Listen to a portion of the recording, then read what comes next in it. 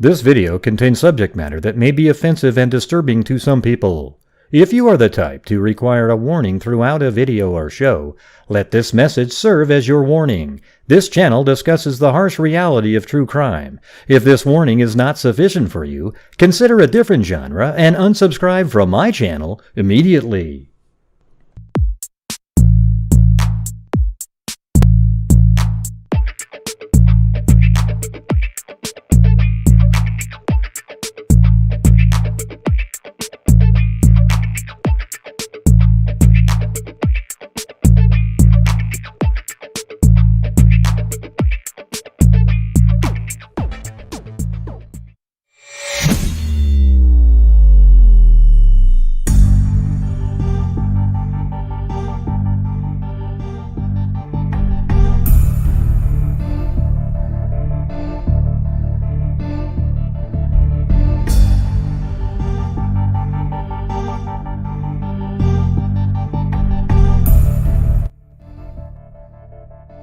Yeah, it doesn't look like the notifications went out yet again. I could just tell. You can always tell. It's weird. It's crazy. I don't know how long it takes, why they take so long, or whatever the hell's going. But sometimes there's like 60 people waiting. Then tonight there was 8.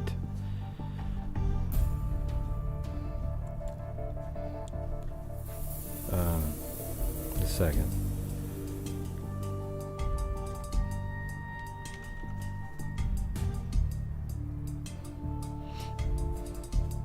Yeah. I mean, look at that. 29 people. That's amazing. I guess we're not talking about Delphi or the Watts case, so. Yeah.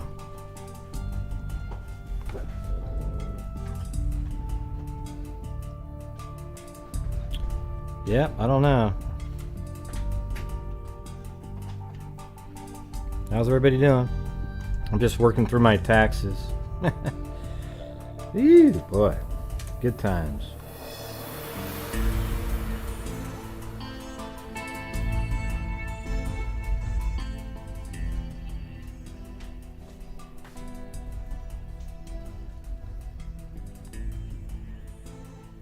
Yeah.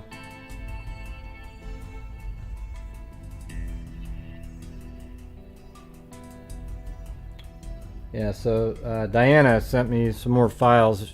She used to comment in the chat about a case in Vancouver, Washington. I was thinking maybe at the very end we could look at it and then see what's going on, and then I could do another show putting it together. But she sent me a bunch of the case files.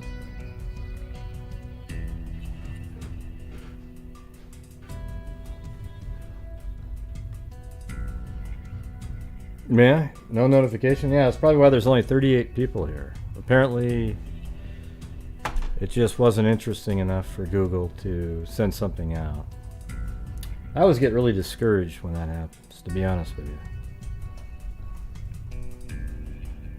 You know, when you have 42, 50, it's almost not worth the time. Nah, that's not why they're not here. You can, you have all the way to April 15th to do taxes. That's not why they just didn't get a notification. I feel like just starting the stream over and see if it works better. The second time.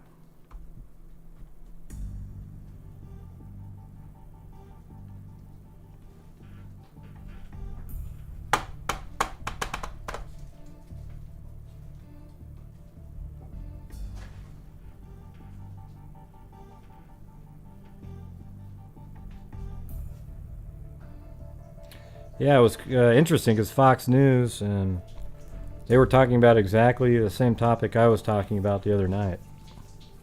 And the two guests they had on agreed exactly with what I was saying.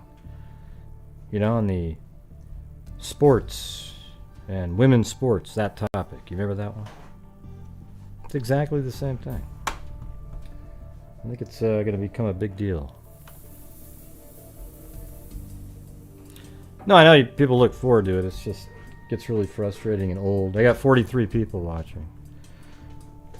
I'd rather just sort of start over and see if it kicks something into gear. Maybe if I put watts in there. What's going on the screen? I look like I'm way down on the bottom. That's weird. You see that on the screen? I'm way off this. Is that what it looks like to you guys? That doesn't even make any sense.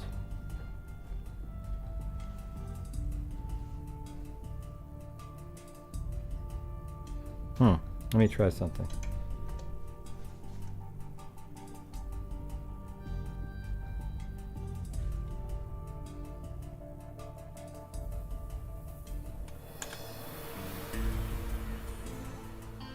Does everything look normal to you guys, or does it look tiny? That's crazy looking. Why does it look like that?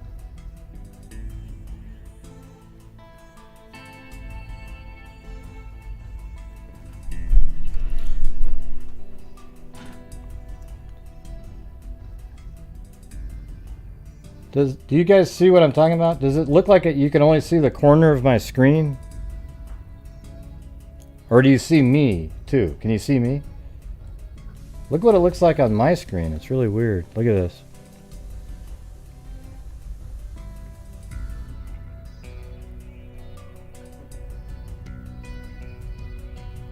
Wait, man, what's going on here?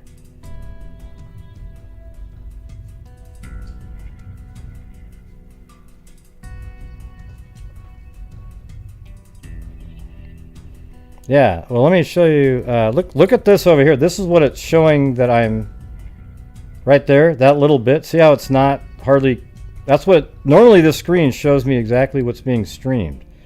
See how it only has like about a quarter of the screen? So it looks normal. Okay. I'm not sure what this is right here. But this is this screen that I can look at. See how it's just this tiny little corner? Weird.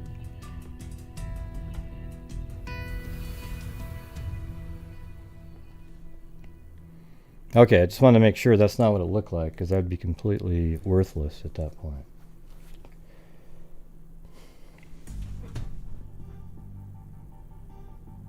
Alright, so I've got these cases in Ohio again. A couple of them don't really have a lot of information on them, and then one had more. And at the end, I thought we could check out that other case that Diana sent over from Vancouver, Washington.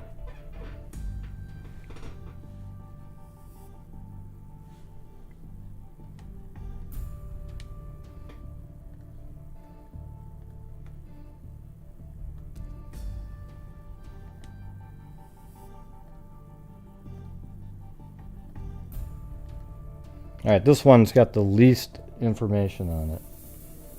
It's almost nothing. Couldn't find one article on any of the article websites, nothing. And it seems like something they would have covered. And there's this lady named Ruth Ann Stires. I'm pretty sure this is when she was younger. You know, she's 67 years old, so that doesn't look like a 67-year-old, but you know, it's also black and white, so it's hard to tell.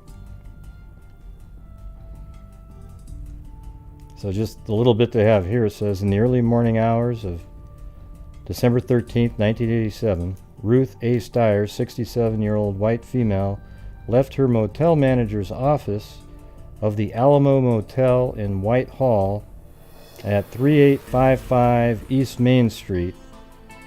She walked to a boiler storage room to turn out the lights, and then she was ambushed in this storage room where she was tied up, beaten, and murdered. Evidence shows the perpetrator went back to Ruth's office, ransacked it, and items were stolen. The perpetrator was never identified. Seems like that would have been a bigger story.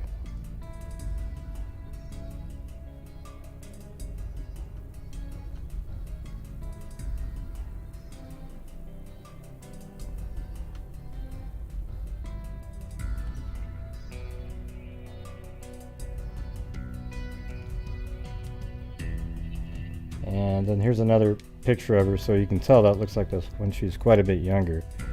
Now then there was this one article I could find online mentioning her. This is from 2011. Somebody actually put an article out, but there was no newspaper articles. Zero. I mean, that's crazy. Probably because it wasn't in a main town. I do have the location of the Alamo Hotel, though. Right there. That's where the Alamo Hotel used to be. And I believe this is actually where the rooms were. And if you go back in time to maybe 1994, you can see the outline of a hotel. Well, I guess it was a hotel at the time. Probably just really small rooms.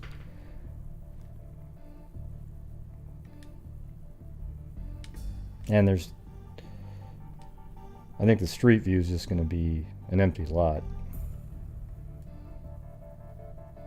But I think this is the cement you're seeing there. Well, let's see. Let's take a look at that.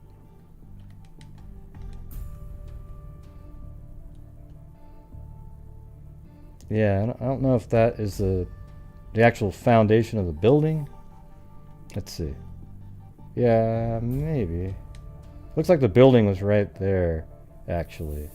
And then this was where you could drive in and park.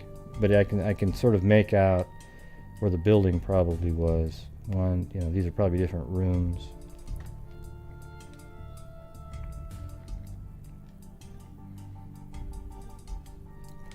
So this article, it's not much longer, but it has something in it. The Main Street motel scene was hopping in the 1980s. It was also a dangerous place.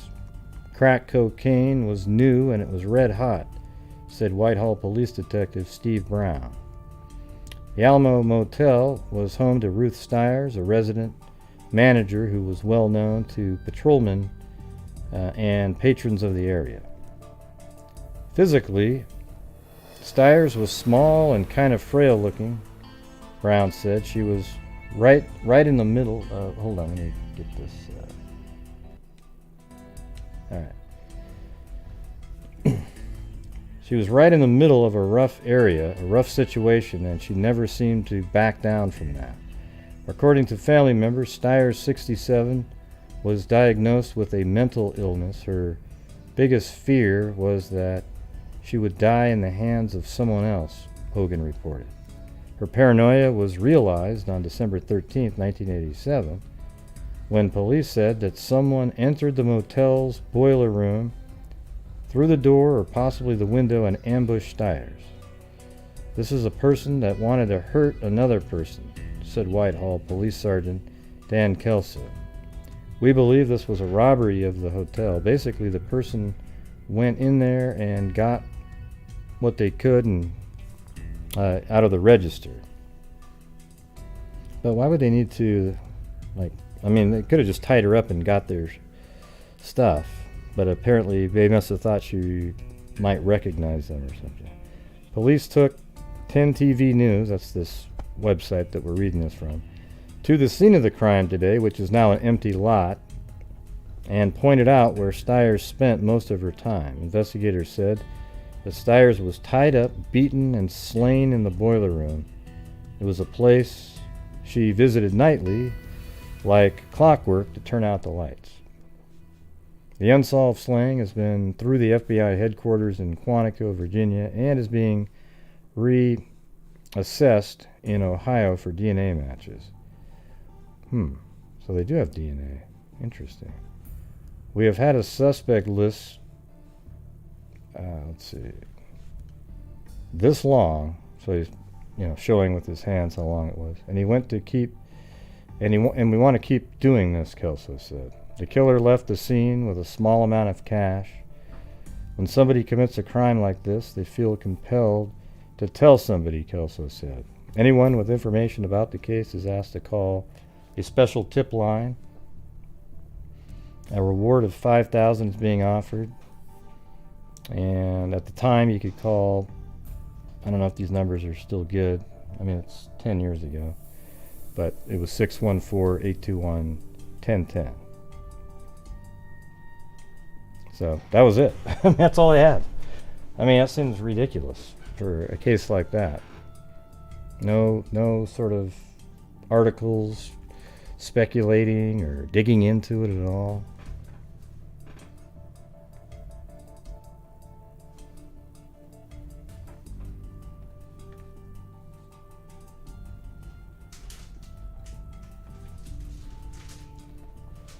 But that's where it took place, right there. It was probably, I mean, this is in a big city, just in the outskirts of Columbus. So you'd think they would have covered that a little bit more. They didn't.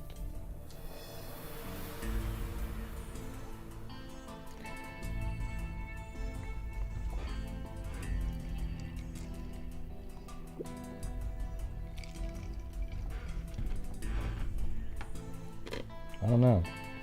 Let me try it just one more time. Newspapers.com. Just maybe if I change up her name a little bit. Maybe if I just type in Ruth Steyers.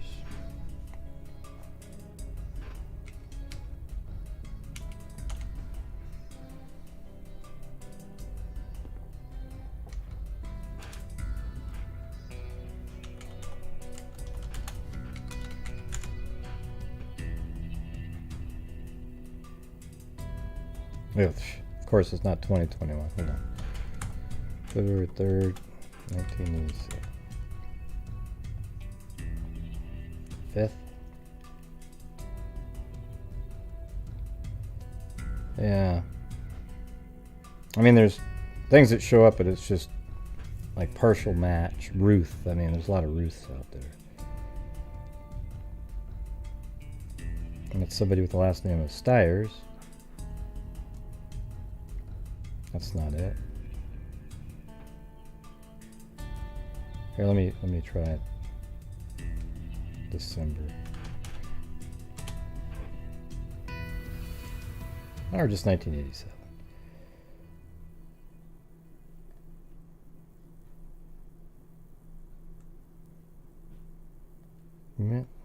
I mean, see what they do is they give you the results back in order. So if there's any Ruth Steyers in order, they'll give it to you. You know, like if that name is, it says Ruth Steyers, those will be before some variants. And there, it doesn't even show that. I mean, if I see 1987 to 1990. Yeah, she doesn't even show up anywhere at any time. I think that's crazy. She should be in there.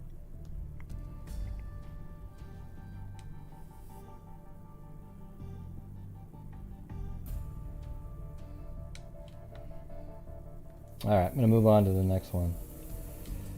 Jennifer Causey. This is her right here.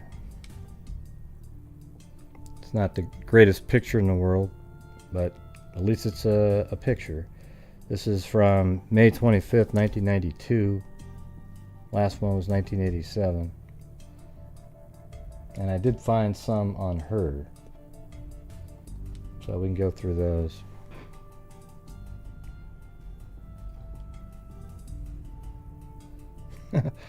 Well, my bot's out there working for the channel, but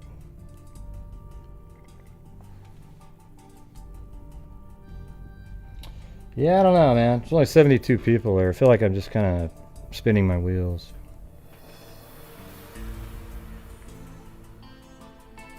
Something didn't work right on the live stream.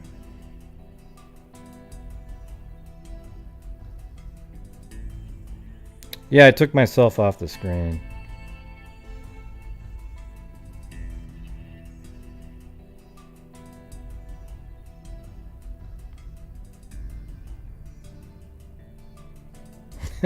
I know you're here, but you know, it's like a quarter.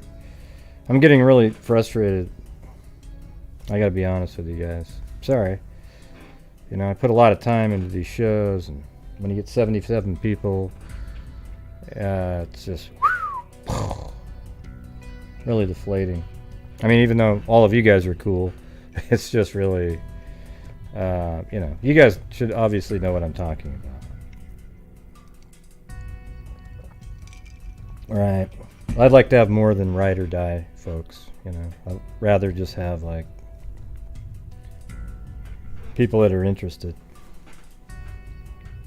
And you can really tell, too, you know, like I said, like, mainly the goal of the channel is to cover cold cases and missing persons cases, unsolved cases, and raise funds for the charities. Last year we did $22,000.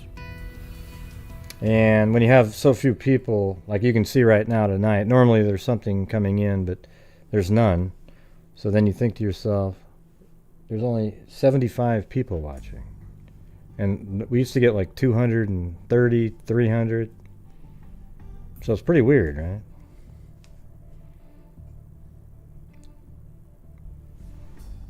Yeah. I mean, that's the whole point, is spending the time getting the shows together for that particular reason. So, anyways. Plus, I got my big toes really screwed up. I think I was doing the show for so many hours. You know when you put your feet behind you and you have your feet bent, your toes bent, like forward so that they're always in a bent position? Well, man, I woke up and it was almost like I had turf toe. And so I've been icing, and I got the damn golf trip I'm supposed to go on. Yeah, there's no notifications going out. I mean, I think they do a little bit, but it wasn't like they normally go. So I got the turf toe and got golf, but it seems like the ice and ibuprofen's been helping a little bit. Right? Yeah, it has nothing to do with the ankles.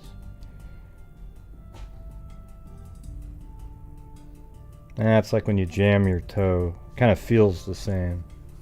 I think I had it bent for 3 hours in one position. So.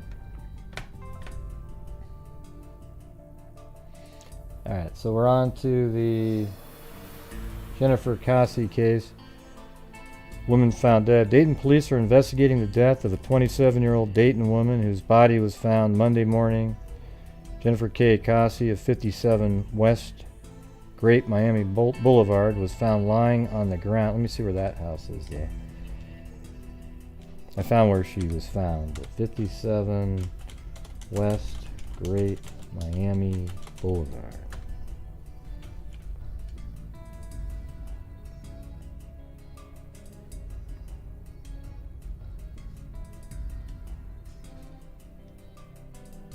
So right there.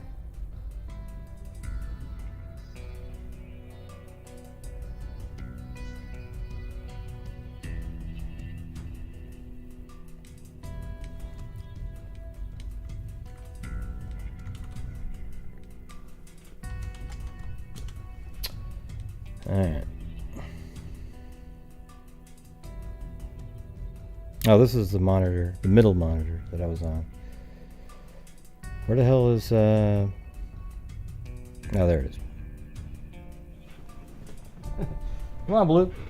Blue was sitting there earlier. You guys hadn't seen him for a while. I thought I'd put him there. So that's the house. The body was found Monday morning. Jennifer K. Causey of 57 West Great Miami Boulevard was found lying on the ground at 222 Albany Street off US 35 about 8:55 a.m. according to the Montgomery County Coroner's Office.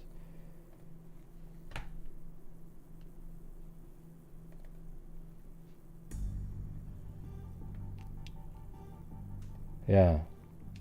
So it's right here in this junkyard area. They even said, I think in between two cars, but let's go to the next one.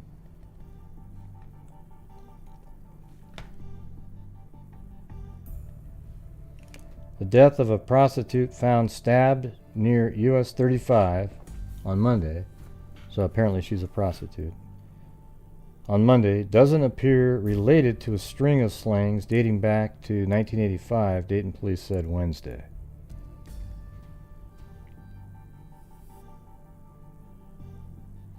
Since 1985, 12 women... It's not just a football injury, Carly. It's... If you jam your toe, it makes it so it's sore in there. Okay, it's not just... That's just sort of the generic term for it. Jesus. So since 1985, 12 women believed to be prostitutes and whose ages range from 20 to 30 were killed and left near Ohio interstates. 3 of the bodies were discovered in Englewood, Miami County, and Warren County. Jennifer Causey, 27, of 57 West Great Miami Boulevard, was found stabbed to death at 222 Albany Street off US 35. She had a history of prostitution-related arrests. The other prostitutes have been found beaten, strangled, or suffocated to death.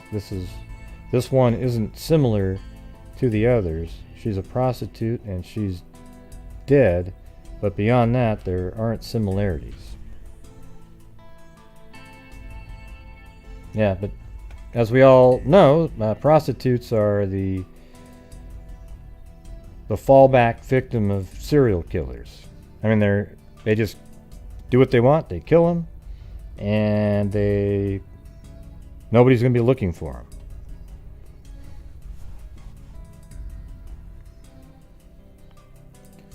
them. Kazi held the letter tightly on both hands as she read it out loud, stopping from time to time to check her emotions to wipe a tear. It had been delivered May 9th, so this is the last letter reveals daughter's despair. Okay, so she is found dead on May 25th. This letter was written on May 9th. The day before Mother's Day, and it was the last letter she will ever get from her daughter. So it was delivered on May 9th. Apparently Mother's Day was May 10th that year. Dear Mom, I know it probably seems silly. I'm in jail and I'm probably the worst daughter anyone could have. Hey, thanks, Carolina. If it means anything to you, Carolina Carla. I love you very much, and I'm thinking of you always. So it's I'm in jail, and I'm probably the worst daughter anyone could have. If it means anything to you, I love you very much, and I'm thinking of you always. I am crippled both physically and emotionally. I don't feel like such a good person anymore. I'm sorry for letting you down, for not being the person I know I could be. I think I have more or less given up hope, faith, and everything. Then her daughter wrote, I could care less if I died today. I am already dead. This is just a shell walking around. Man, that's crazy. Sunday night, her 26-year-old daughter, Jennifer Causey, was stabbed to death, her face slashed and the body abandoned in the 200 block of Albany Street near US 35. Since April 3rd, Kazi has been arrested 4 times on charges of soliciting for prostitution twice, for public intoxication, and after being sentenced to do community service, was released from custody May 20th, 3 days before she was slain. Jennifer had a heart of gold and all the potential in the world, her mother said. She just got caught up in a horrible web of drugs and alcohol and prostitution, and she couldn't break out. Marguerite Kazi, Jennifer's grandmother, said she called her Friday night. She sounded desperate and said she wanted to come over, the grandmother said. She told me, I think I'm going to be killed. I don't know what is going to happen to me, Grandma. I'm scared to death. She always came to me when she needed someone to talk to, a shoulder to cry on. I always had faith in her and always took her in. With me, she felt protected. I asked her to come on over. I waited up until after 1 a.m., but she didn't show up. So Friday night. Hold on, let me see what this is. Tuesday, the 26th. So it must have been, you know, like 22nd or something like that.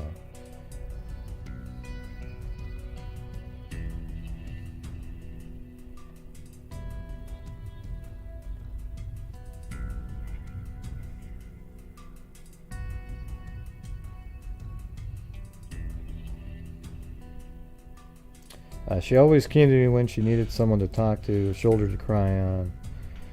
I asked her to come over, waited up until 1 a.m., but she didn't show.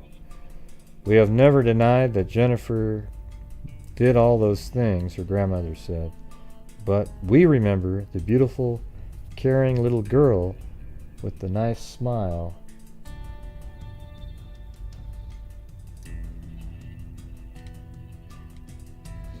Who would do anything for anyone. We remember the angel in her. Both the mother and grandmother think the disease in Kazi's hip contributed to the decision she made about how to live her life. Jennifer was crippled, her mother said. She had a deterioration in her left hip and had undergone over 20 major operations. She was in constant pain and started on the prescribed pain pills, and I think that led to crack and to heavy drinking. The mother said she feels her daughter turned to prostitution to help finance her drinking and drug use. Once that crack gets a hold of you, it's more important than anything else, the mother said.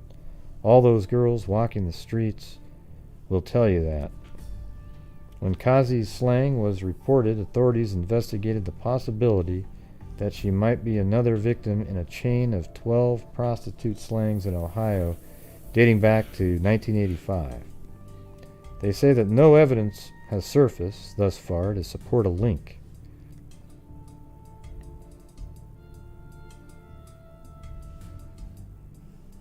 Oh, really, Cairo? Cool. Yeah, you wouldn't know it based on the number of people watching. Thank you. Hey, and check it out. It's gonna make it. It'll. If I have it open. I don't know if I have it on this screen.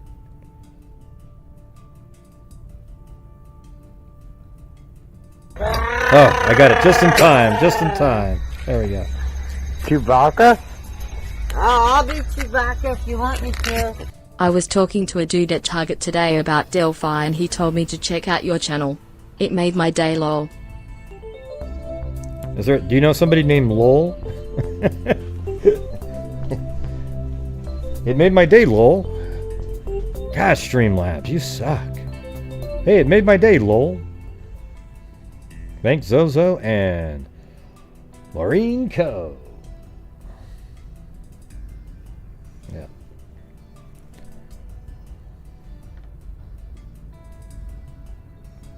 Come on, Blue. Come on, Blue.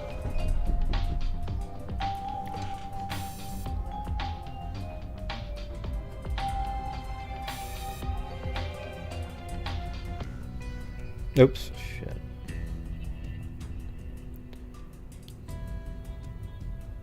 Well, there was no words, but you got it. You got the gist, right? Yeah, Blue was sitting here earlier, but he took off. Come on, Blue.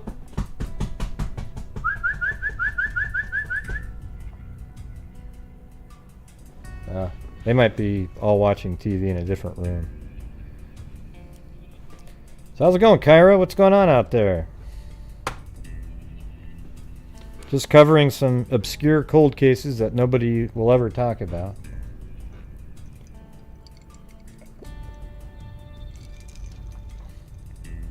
Fancy a cup of gray, said in a... Fancy a cup of gray? As in Earl Grey? Is that right? Tea hot, Earl Grey.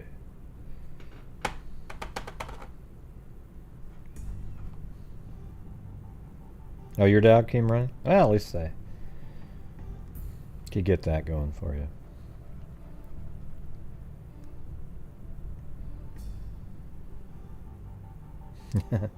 Anyway, thank you guys.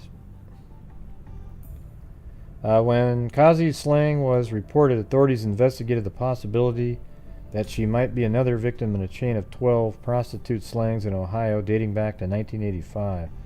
I was listening to something the other day that said that there was maybe 5,000 murders in 1983 from serial killers. That's crazy. I can totally buy it, though. There was some couple different years that are just packed. I don't know what was going on either. Oh yeah, you're about ready to get back out on the road. Cool. Well, we should coordinate again and have you be on scene in some of these places. That was pretty sweet, the one with the car accident. Or whatever the hell that was. I think it was intentional.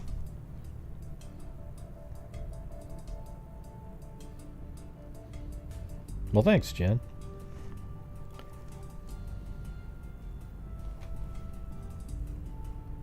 Let me get it back over there. Thanks, Angie Pangie. I don't think Cairo had extra video after that. It didn't look like he was interested.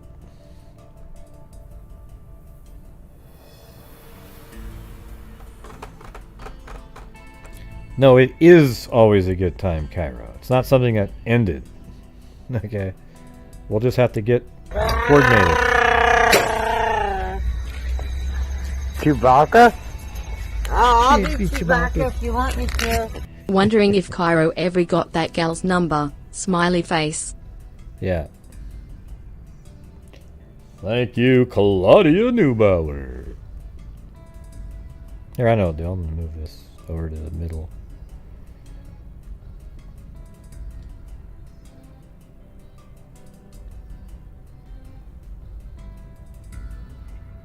There we go.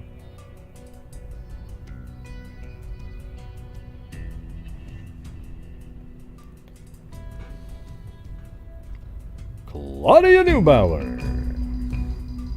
Oh, look at that. It's perfectly... Look at the feeder right on that line randomly. That wasn't intentional. Look at that. I mean, absolutely perfectly on that line. Hey, Alley Cat. Now we can hear it again. See, Cairo, even if he's not here, he lives on every single day now. Because he shows up in the $10, I think it's like $10 to $20, yeah, $10 to $19.99.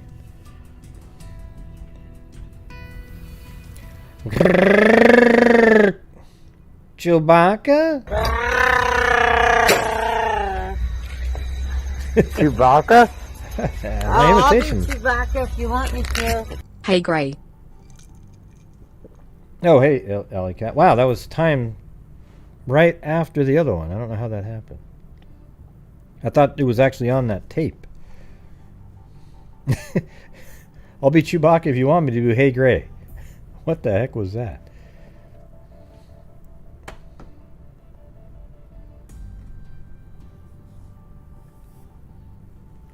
Alright. That letter was pretty emotional, wasn't it? That she wrote? Jeez.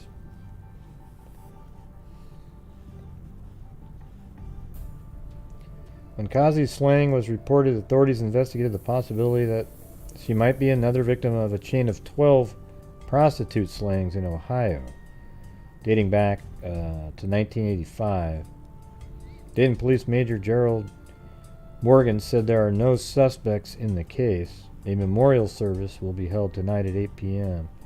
In her final letter, Kazi wrote, "Everyone has a choice in..." Hey, but maybe this will be words of wisdom. "Everyone has a choice in life, and I have chosen mine. All the things that have happened, good or bad, have come from the choices I made. You see, it isn't anyone's fault but my own. I want you to know that. I've never been right. I probably never will be. There is nothing more you could do. So don't worry. I love you more than you ever know. I really, truly do." That must be a great letter. I mean, I know she died horrifically and everything, but it's kind of cool that she wrote that letter almost... it seems like she was aware of something that was going to be happening to her. So that was 1992. Yeah, there's a lot of Aussies in here. Sarita, Zozo. Hell, I mean, I can't now they're not popping into my head, but there's like 10.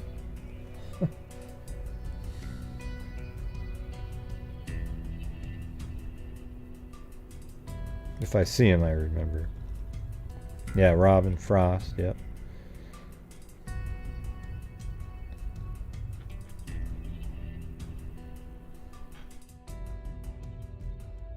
That's right, Bush and Beach Lifestyle, Lee D.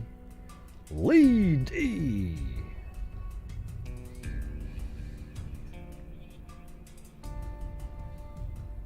Are you from Australia, Rachel? If not, what made you ask it?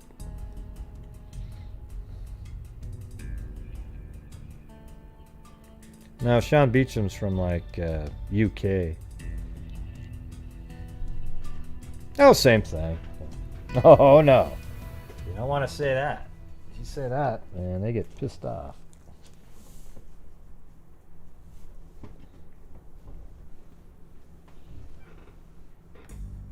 Oh, you're going to what are you going to do in Australia, Cairo?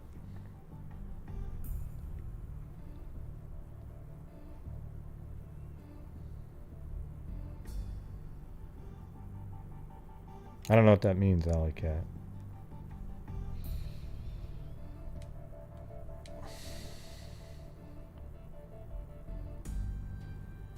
Oh yeah, but that's kind of a long ways to go for a 5-day vacation. You gonna bring your little your drone with you? I lived in Melbourne with my dad for a while. Melbourne.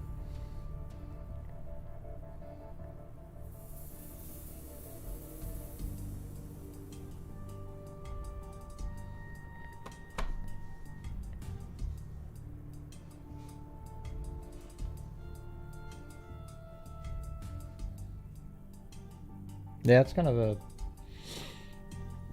I wouldn't, if I was going to go there, I wouldn't go to Melbourne as a, like a destination to go to Australia. It's just like Oregon, Portland, kind of drizzly during the winter months, which that's what that would be. I would go up where it, Sydney or something, where it's sunny. July, it's kind of drizzly and rainy in Melbourne.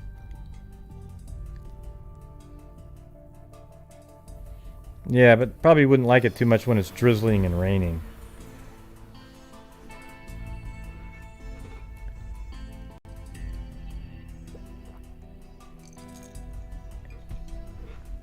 Yeah, that's a lot. It's a long flight too. You probably land in New Zealand on a leg or something.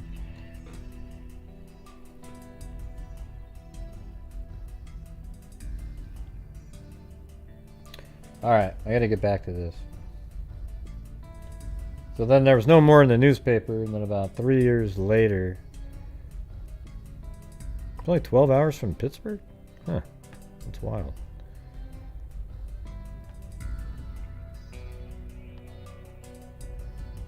This was just like a quick note about it in a paper. It's not really a story. It's just sort of, hey everybody, look at this. Miami Valley Crime Stoppers is asking for your help in solving the following unsolved murder.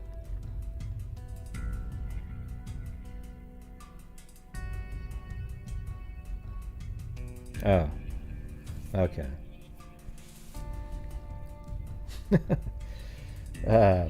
Jennifer Causey was found stabbed to death on the morning of May 25th, 1993. No, it was 1992. They have that wrong. That's incorrect. That's an error right there. In the parking lot of a trucking company at 222 Orleans Street, Dayton. Kazi was a 26-year-old white female with long brown hair, 5'2", 120 pounds. She was wearing a multicolored shirt, blue jeans, shorts, and pink and white gym shorts with socks at the time of her death.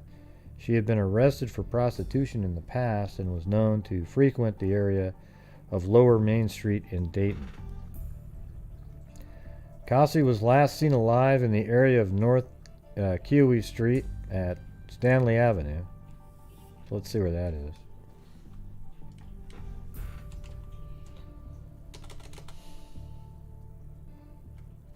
North Kiyo and Stan.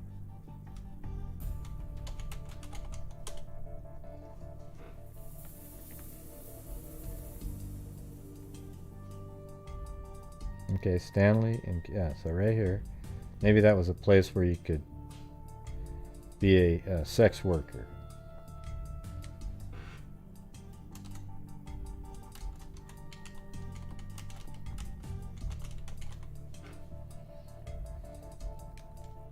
Yeah, so right there.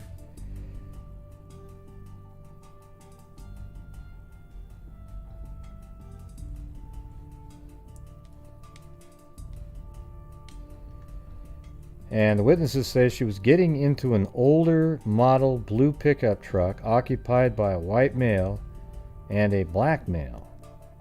The truck was reported to be in poor condition. That's interesting. And that's one of the problems too with when you have a sex worker who has been murdered. It's hard to, let's say you swab them. Well, I mean, how do you know that that's the person that killed them? Since, let's say they were sexually assaulted. Now, if there was blood from a different person, or skin under fingernails, maybe, right?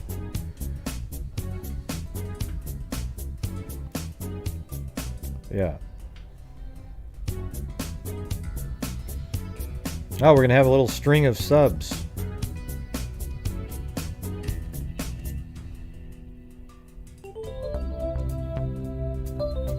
Thanks, Zozo. Yep, DNA Nightmare. Now there's one more article from 2006, a little better picture of her right there. Actually, it seems pretty cute. That's the picture of her. And this, all there was Jennifer Causey, 26, found stabbed to death between two cars in a junkyard. And so the junkyard is right. Alright, so that's where she was picked up, and then it wasn't even that far away, it was just right here. Wait, that wasn't it. Hold on, I just saw it. Right there. And they gave this exact address where this pin is. Between two cars. I mean, it's still a junkyard, probably was back then. I guarantee it, if you go back to 1994, it's still a junkyard. Crap sitting around. You can kind of just see it if you squint your eyes, you can see it.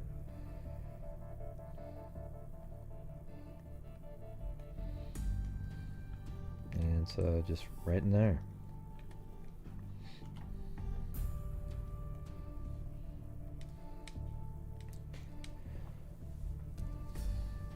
Between two cars in a junkyard at 222 Orleans Avenue in Dayton on May 25th, 1992, there were scrapes and cuts on her body. Police believe she had been killed elsewhere and dumped at the junkyard. She was last seen alive the previous day at Neal Avenue and Geyer Street. Well, where's that? Hold on. Neal Avenue and Geyer Street.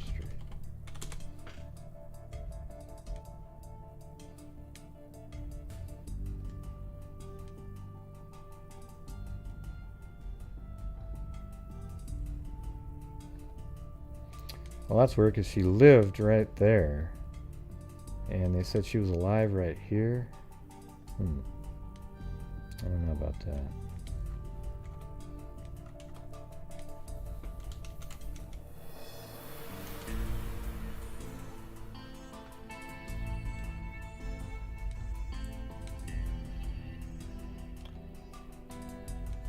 So that was the address right there. Probably lived with her mom, I would think. And then they said that she was last seen here alive, but I don't know. Seems like these other people saw her. That's where she was. That article said that, but then right here she was seen getting into a car. So it almost seems like somebody in the neighborhood saw her, but then she went to this location to be, do her sex working, and then gets into a vehicle and it's driven away. I don't know why this article is saying it like that, but there she is. And that's all. Yeah, I mean, she was dumped in a junkyard. I mean, just totally disrespectful. Not that there's a respectful place to dump somebody, but I mean, a junkyard, almost like you're trying to send a message. I wonder if she was dropped off where she was and she almost made it home. That'd be interesting to know that.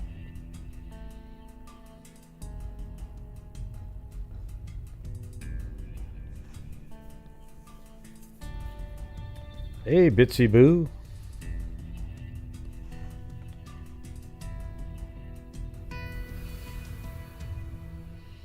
Alright, now I'm going on to the one that was a little bit longer. It's another triple murder. Crazy.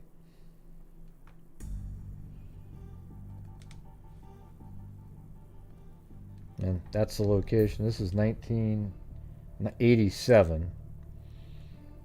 That's the location right there. Apparently, let me just read this part. 2 men and a woman, and this is the case. Well, we'll get to their names, but it's hell, I'll tell you. The names are Melinda Newcomb. She was 24 years old. Donnie Marker, 28 years old. And David Smelser, 31 years old. No, sorry to hear that, Bitsy Boo. Hope you're doing okay.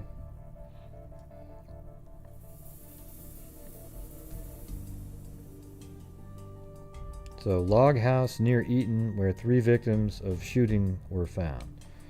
2 men and a woman were found shot to death in a rural home on Consolidated Road, south of Eaton. And it's way out there.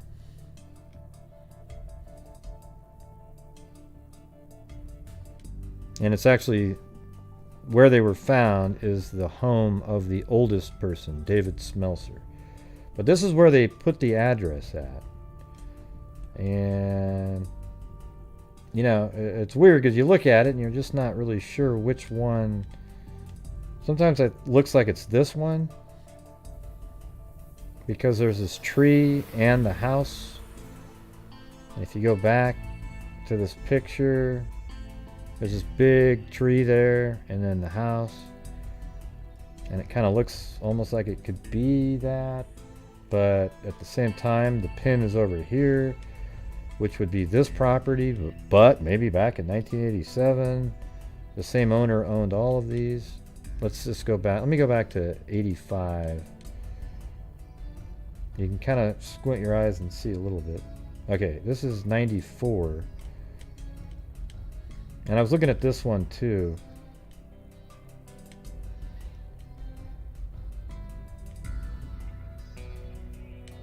Yeah. It doesn't look like it's this one. So I think it's on this side. I don't think it's that. I guess there's no street view, so I can't look at it. But all of these houses have a similar look. They have the middle of the roof right down the middle. I wonder if that's it, right? See, that's why I think that might be it. Even though the pin's there, at one time, maybe the same person owned that, but I don't know, because that house is there at that point. So don't know. 2 men and a woman were found shot to death in a rural home on Consolidated Road south of Eaton Monday, and authorities believe They may have been dead since late Friday or early Saturday. The victims were identified as Melinda S. Newcomb, 24 years old, of 315 and a half East Main Street, and Donald L. Marker, 28, of 117 Green Street. Hey! Thank you, Jen H. Chewbacca? I'll be Chewbacca if you want me to. Gray is the best. Love my freak family too. Smiling face with hearts. All right. Thank you. So I have those homes too, just as a reference. So here is where Melinda lived. Right there. Donald lived right there. You kind of wonder if these two were dating maybe. And then they're over at... So you can see the layout right here. These two lived there, and David Smelser lived out in the rural outskirts of Eaton here. And all three of them were killed in the house that's, one of these five right here, let's say. Hey, good night, Linda Howe, as in Linda Molden Howe of the Cattle Mutilations and Crop Circles, as denoted in her images. And I'm going to go chew on some ice.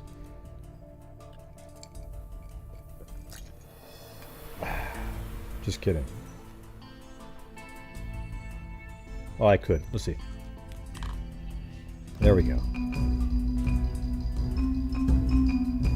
Dun, dun, dun, dun, dun, dun, dun, dun. Linda Molden Howe of the Cattle Mutilations and Crop Circles. Night all, heart, love you all, cow, alien, flying saucer.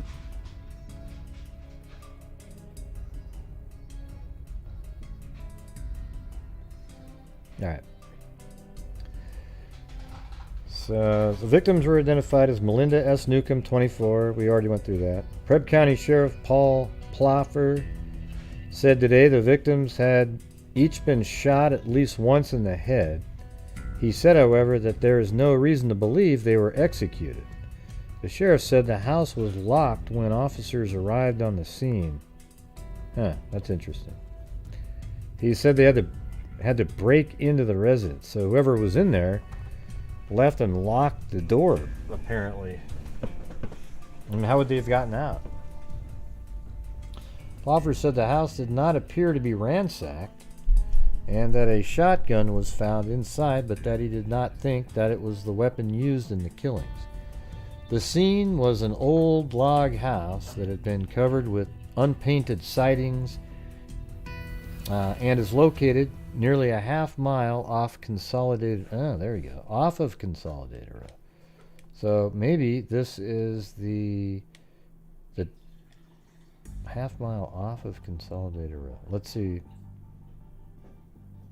Let me I'll do a circle, put it on the miles, go right where where that pin is, and then a half mile. It's a little bit more, so let's just say, oh, maybe that's it right there. I think I see it. Right on the edge there. I bet you anything that's it, was it, maybe. Maybe that one? Ah, shit. Maybe this one. Who knows? It's a half mile, that's where the pin was. So it's inside of that. Okay, now we have a bunch of homes.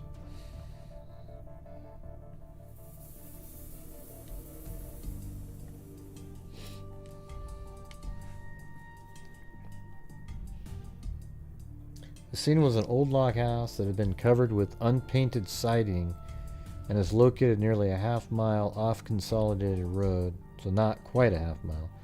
The owner, Raven Poos, said sat in his car in the farm lane and watched while investigators searched the house. Poos, a Preble County farmer, said Smelser had rented from him for 3 years and was an ideal tenant. So they were just renting. Well, it's interesting then. How if no keys were missing, who else would have keys? Well, the person renting the home.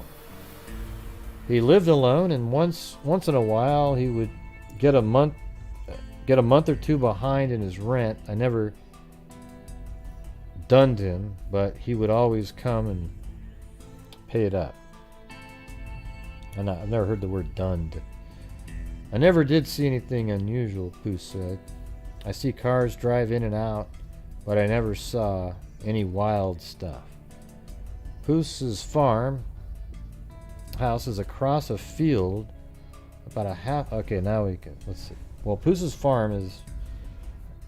farmhouse is across a field about a half-mile west of the scene of the slings. Okay.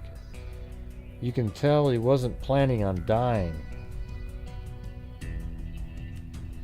Poos said, pointing to a shed near the house. Look at the wood he had piled up there.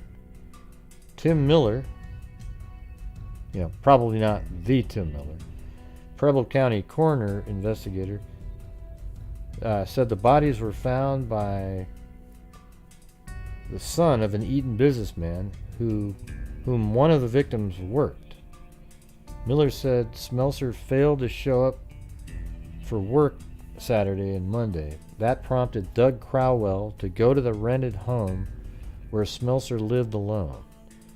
Crowell discovered the bodies about 5:30 p.m. Monday. Miller said Smelser works for Eaton plumbing contractor Don Crowell. Miss Newcomb was employed by Preble County Board of mental retardation, and Marker was unemployed.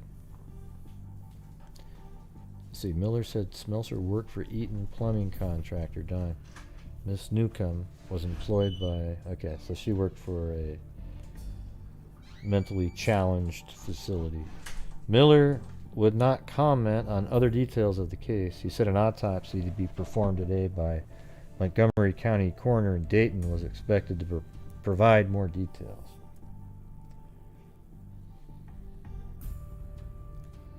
So they said almost a half mile.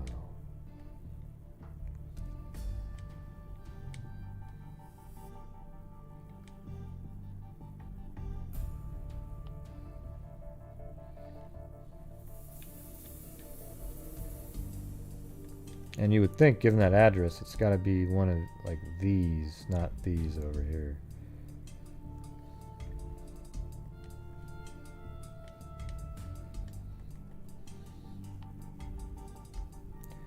Three found shot dead in Elyria. Just another article. Each of the three people found dead at Preble County farmhouse. At a Preble County farmhouse was shot in the head. That sounds like an execution to me. Investigators said they had no motive in the killings of David Smelser, Donald Lee Marker, and Melinda Newcomb. Marker and Newcomb lived in Eaton, while Smelser lived at the house about 2 miles southwest of Eaton in western Ohio. Coroner investigators Tim Miller said there was no sign of forced entry. Investigators said that they had ruled out a murder-suicide.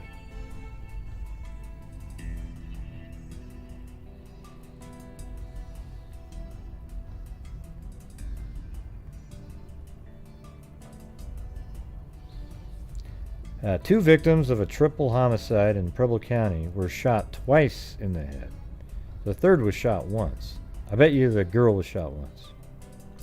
I'm just randomly, I have a 1 in 3 chance of getting that. Melinda S. Newcomb, 24, Main Street, and Donald, so they're going through the names again. Loffer said autopsy showed that Smelser suffered 1 bullet. So no, the owner of the house got 1 bullet. 1 bullet wound, and Newcomb and Marker were each shot twice in the head. Huh. Weird. The type of gun was not determined. He said there are no suspects, and 1 clue has investigators puzzled. It's interesting that the home where they were all at, and the one that's older, he's the only one that wasn't shot. more than once in the head. A bullet hole was discovered in the kitchen window, and it has not been determined if the bullet was fired from the inside or outside of the house. While the type of weapon has not been determined, Tim Miller, the coroner, said the wounds were not caused by a shotgun. A shotgun had been found in the house. Miller said the bodies had begun to decompose, and he estimated the deaths occurred late Friday or early Saturday. The bodies were found Monday about 5:30 p.m. by Doug Crowell, the son of an Eaton businessman for whom Smelser worked. Smelser said to show up for work. Smelser failed to show up for work Saturday and Monday. Miller said Smelser worked for plumbing contractor Don Crowell and had helped Doug Crowell in his stump removal business. Memorial services have been set for the 3 victims. Services for Smelser will be at 2 p.m. Friday. According to Barnes official, Marker is survived by his wife, Andrea, a son, Donnie, and 2 daughters. I wonder why they were all there. You know, that's something I think is probably important. Right? I mean, what in the hell were they doing there?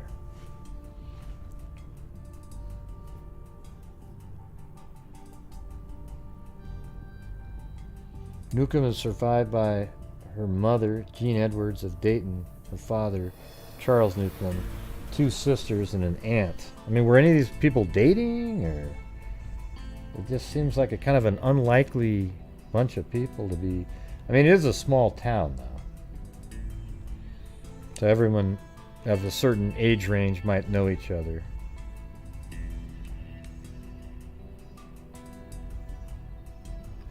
Preble County Sheriff Paul Ploffer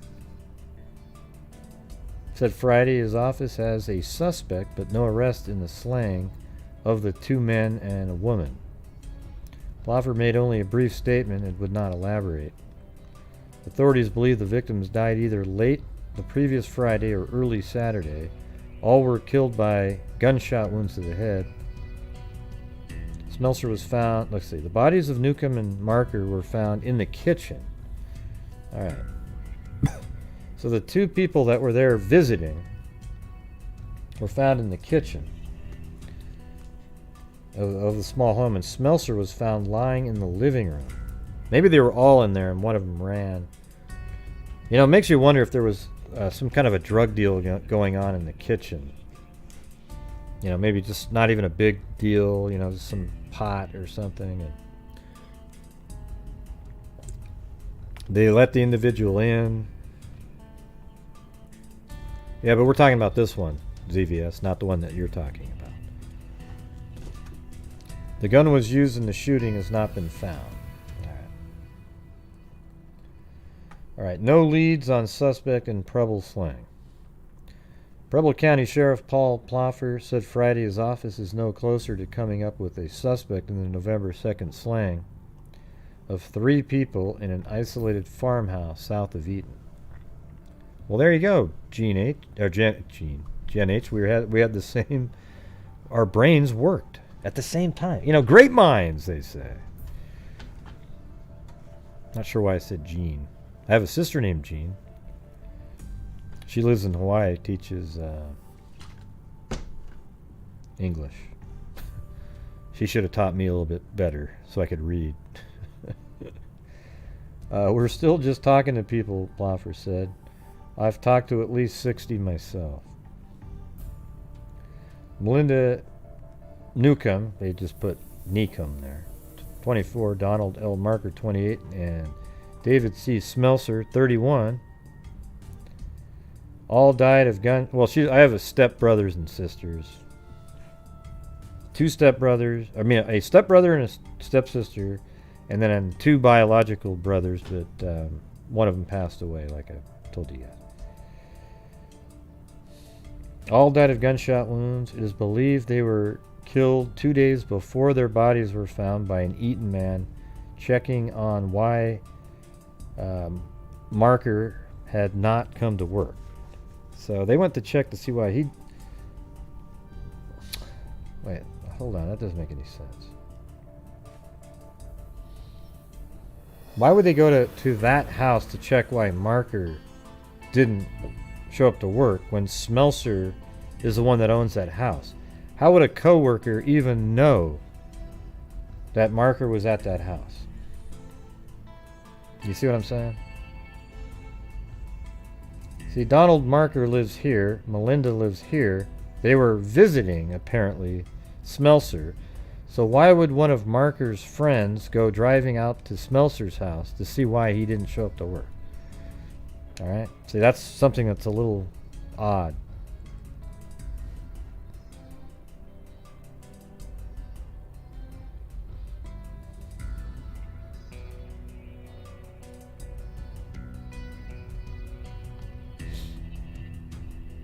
Okay. Which one? Now I can't find which one I was on. Let's see. They're found in the kitchen of the small home. Smelser was found lying on the living room. In the living room.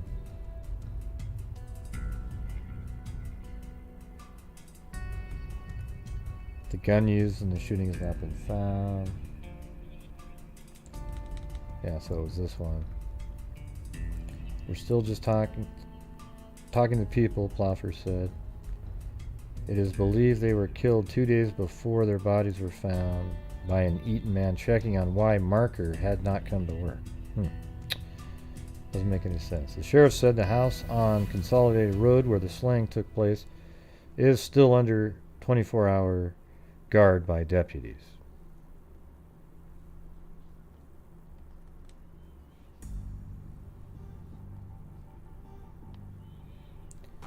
Right away, Doug Crowell smelled trouble. Mrs. Clues and 3-month-old triple slang. Let's see what's going on. This might be, I think this is a really long article, so it goes on to a whole nother page. So, right away, Doug Crowell smelled trouble. It struck me funny, he said, that Melinda Newcomb's car was in the driveway because Linda didn't even know Dave. Dave Smelser's old Chevy pickup was there too, near the weather-beaten cabin. Well, what difference does it make if he didn't know Dave? Maybe she went there with... I don't know. Jeez. Maybe she went there with... hell, I don't have all their names memorized, but... maybe she went there with Marker... because it's Smelser's home.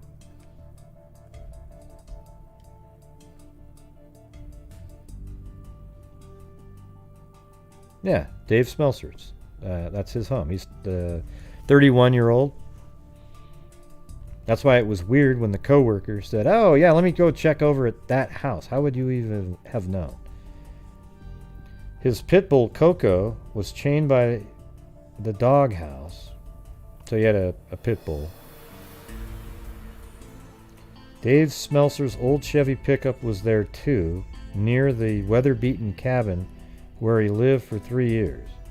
So maybe Melinda gave a ride to Donald Marker and they drove there together. That's why her car was parked there. I'm not sure why that was weird. It struck me funny, he said, that Melinda Newcomb's car was in the drive because Melinda didn't even know Dave. Right. Okay, well that part, I guess, is a little weird. If they didn't even know each other, what was she doing there? That's what I was saying a minute ago. Like, why are they all there? And I even thought, how come they even know each other? So I don't know. Maybe it's Donald who knew David, and Melinda was giving Donald a ride there, and she got caught up in something that wasn't intended.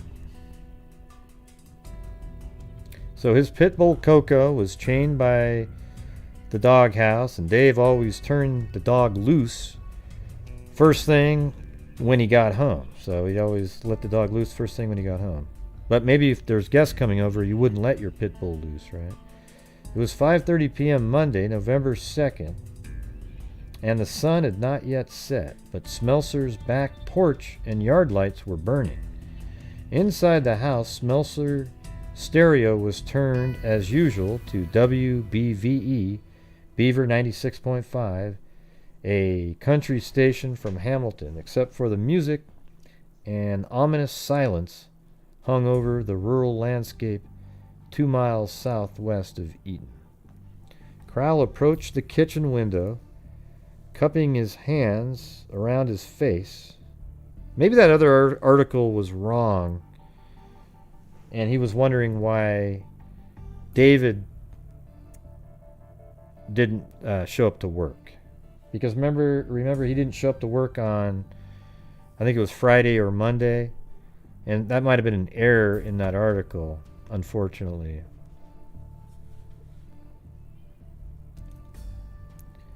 So then this Crowell individual drives out there. Inside the house, Smelser's stereo. Okay.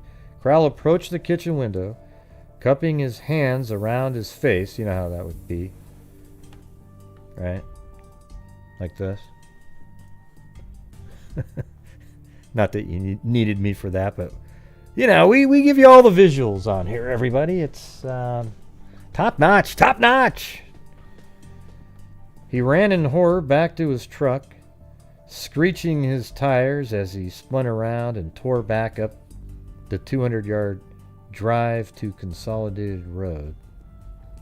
He sped to the home of the nearest neighbor, retired farmer John Tucker. Here, let me see something.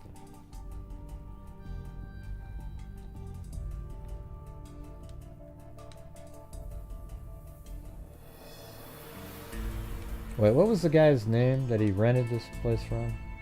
Hold on.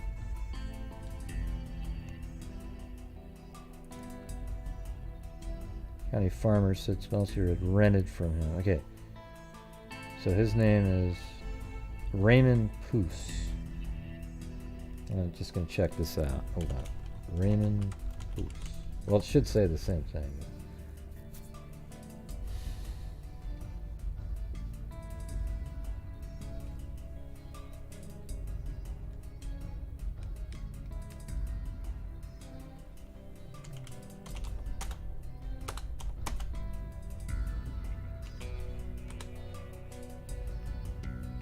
Okay, he the owner of that house died in 1998. The guy he was leasing it from.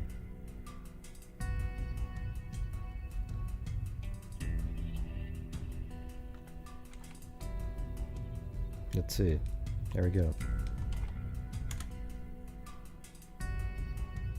Ah.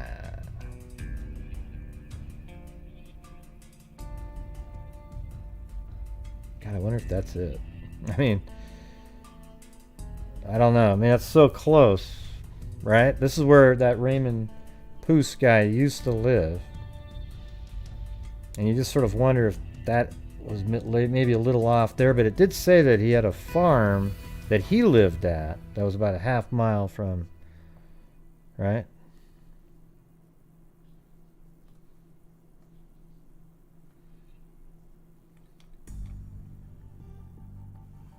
Okay, so this is the guy he was leasing it from.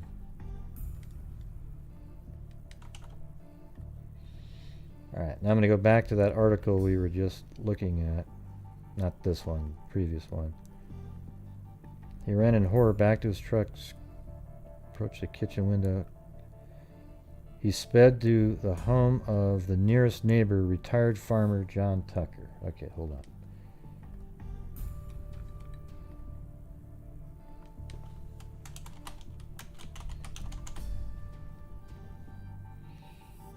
Alright. And there's only one.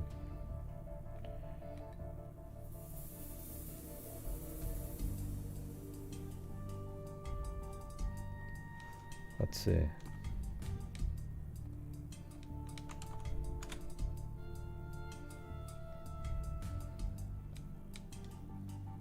Okay. That's probably not him.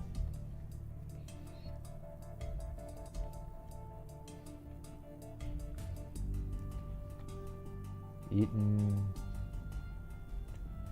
Yeah, I think this one isn't going to be in here. He's probably the 86-year-old. Yeah, that's probably him. He's not in here on this free site. I was just trying to get more accurate, like where he went and everything. So.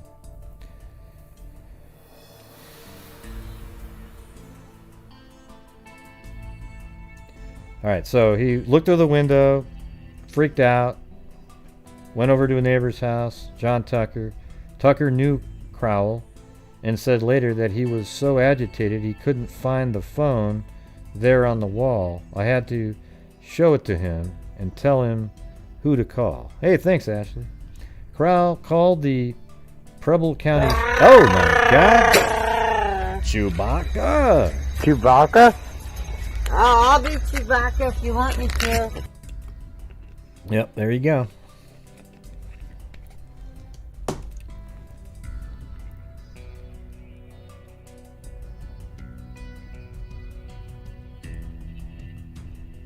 Tucker knew Crowell and said later that he was so agitated he couldn't find the phone there on the wall. I had to show it to him and tell him who to call. Crowell called the Preble County Sheriff's Office and an ambulance. The ambulance wasn't necessary. David Smelser, 31, his friend Donald Marker. So that, okay, I think I got that right then. So Donald Marker is a friend of Smelser, and Melinda Newcomb had already been dead for 3 days. I bet you Melinda Newcomb knew Donald Marker. Heck, maybe they were even dating. Who knows? And she's the one that drove Donald to his friend David's house. That's why her car was in the driveway. Now, 3 months after the October 30 triple slaying, authorities have established no motive, located no murder weapon, and have made no arrest. All I can say is that we are making some slow progress, Preble County Sheriff Paul Ploffer said last week. Other than that, I have no comment. We figured the less said, the better. Anything we say can jeopardize the investigation. In this quiet farming community, no one knows who or what to believe.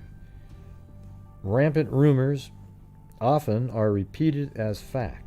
Families and friends of victims feel helpless and frustrated. Folks on Consolidated Road live in constant fear that some gun-toting killer lurks nearby. People who never kept a gun in their lives all of a sudden are keeping loaded guns around. They figure it happened once, it could happen again. Based on what they found at the scene, investigators believe Smelser was shot first. Yep, remember that? Because he wasn't in the kitchen. So maybe they were all three in the kitchen. Somebody knocked on the door. Smelser went over to open the door while the other two, had a beer or whatever the hell in the kitchen. And then he shoots Smelser in the living room, then goes over into the kitchen and shoots both in the head. Once in the... Okay, so Smelser was shot first, once in the head. Marker and Newcomb apparently died because they entered the house before the killer or killers got out. Huh. I don't know what that means. So the killer was in there and they showed up while he was dead and then they were killed. Smelser's body lay face up on the living room floor. Marker and Newcomb were sprawled in the kitchen a few feet inside the... Okay, so wow, that's crazy. That kind of makes sense. So the killer... It's hard to know, but I guess that's where the door is to the house, is it in the kitchen. So, yeah. The killer was maybe there, killed Smelser, and was looking for something or doing something at the house, and then when the other two showed up, they were just sort of, maybe even they were ambushed, like they knocked on the door. Here's the thing though, is did the killer kill the first one as they came in the door, and if so, why would the other one go into the house? It's not likely they both walked in together. So who opened the door for the other two? Was the door unlocked? So they opened up that door?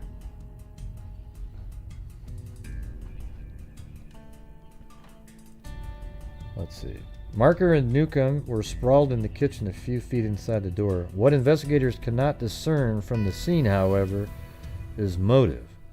Friends and family describe Smelser as a good-natured. You couldn't... So, I don't even know if there's a drug angle here. It's like they were friends and, you know. And the other two just got... What's weird is the two that got there for... you know, maybe even accidentally, were shot more times than Smelser. They both got shot in the head twice. Friends and family described Smelser as good-natured. You couldn't get him mad, one said. He was no smart aleck, they recalled. And never... Now we got this huge article here. It just... There's some pictures too, so. I think this whole page. So there's Smelser, Melinda Newcomb, Donnie Marker. I think that's right. One of the articles said they screwed up on the names, so let's make sure.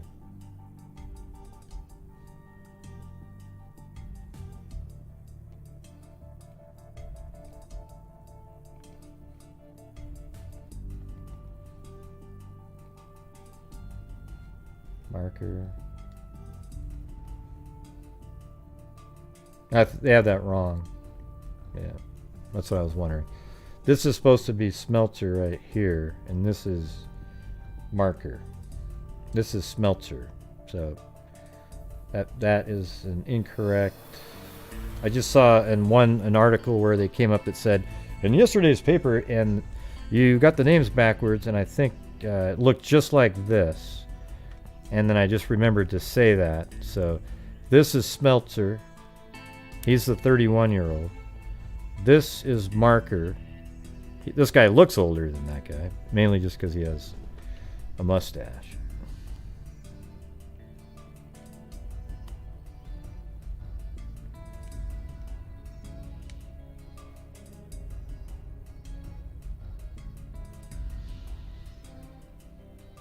Let's see. On the quiet streets of Eaton, however, people speculate about drug deals gone sour. Those espousing such theories say Smelser's remote house on Consolidated Road would lend itself to illegal doings. Pit bulls, they point out, melodramatically are dealers' guard dogs of choice. Well, that's true. And the murder weapon, a 9mm Luger, a semi-automatic German pistol, is believed by folks in Eaton to be standard issue for underworld drug dealers. Sheriff Ploffer won't comment on such things, but Smelser's friends insist the rumors and supposition of drug dealing are absurd. They said Smelser's dog was a pet, not a guard dog, and had not been trained to attack. Okay, so Smelser's friends say it's ridiculous. Well, nobody was looking for him. You know, I think they were just looking for him. You know, maybe other people were concerned, but they didn't know where they were. So it would only be somebody that was looking for Smelser that would have found them, right? The other people would have just said, "Hey, you know, they're missing. Where are they?" Maybe they wouldn't have known to look at Smelser's house. Although Marker was friends with Smelser. Sheriff Ploffer won't comment on such things, but Smelser's friends insist the rumors and supposition of drug dealings are absurd. The dog could have been in the house when Dave was shot, and it wouldn't have made any difference, Crowell said. He wouldn't have jumped the killer. He wasn't that kind of dog. Well, it is a pit bull, okay. Preble County Coroner investigator Tim Miller, a member of the Special Task Force Ploffer appointed to deal with the case, also said he doesn't believe the murder murders were drug-related, nor does Miller believe robbery was the motive. There is evidence, Miller said, that Smelser might have known, even trusted his killer. There was no sign of a struggle, the cabin was in order, and the coroner's report also indicated that 9mm shells had been found on the property where somebody had fired at the mattress Smelser often used for archery practice.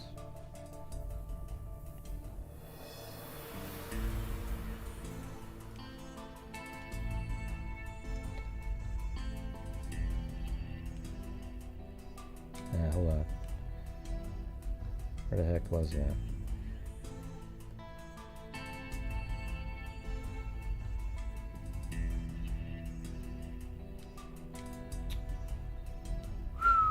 Ah, there it is. Okay. Too many windows open.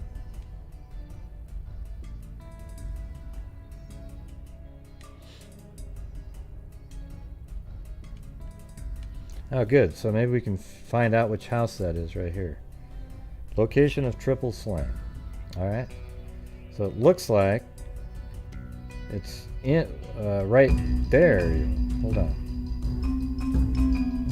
It's more like one of these three.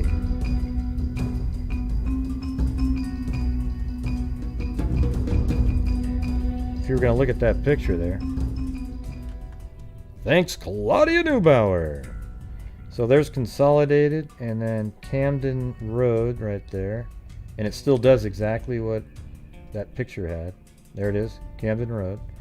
So given that that's Camden Road, and if this is even remotely right, it's almost 40% of the way from this road to that road.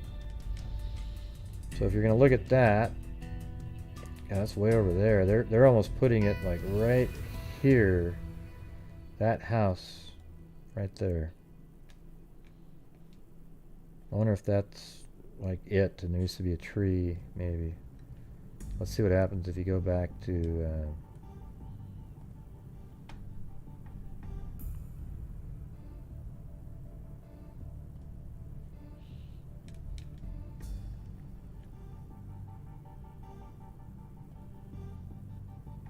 wow, big changes there. Well, not too big.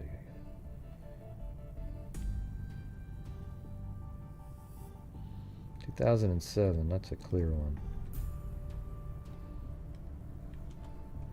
And that looks like, and that's just almost a half mile like they said, right? I mean, look at that thing. Right in there. I'm going to move that over there. I feel pretty good about that.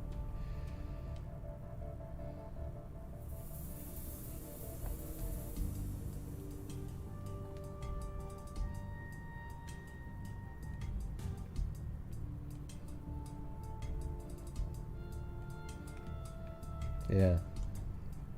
So we... Actually, it said within a half mile of... I don't even remember what they were saying, a half... Well, from the road, it said. But that doesn't make any sense. Thank you, Jessica Schubach. Alright, I'm going to get back to this.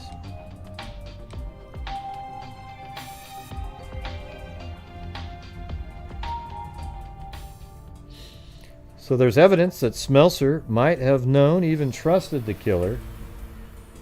There was no sign of a struggle, the cabin was in order, and the coroner's report also indicated that 9mm shells had been found on the property, where somebody had fired it at the mattress. Smelser often used it for archery practice.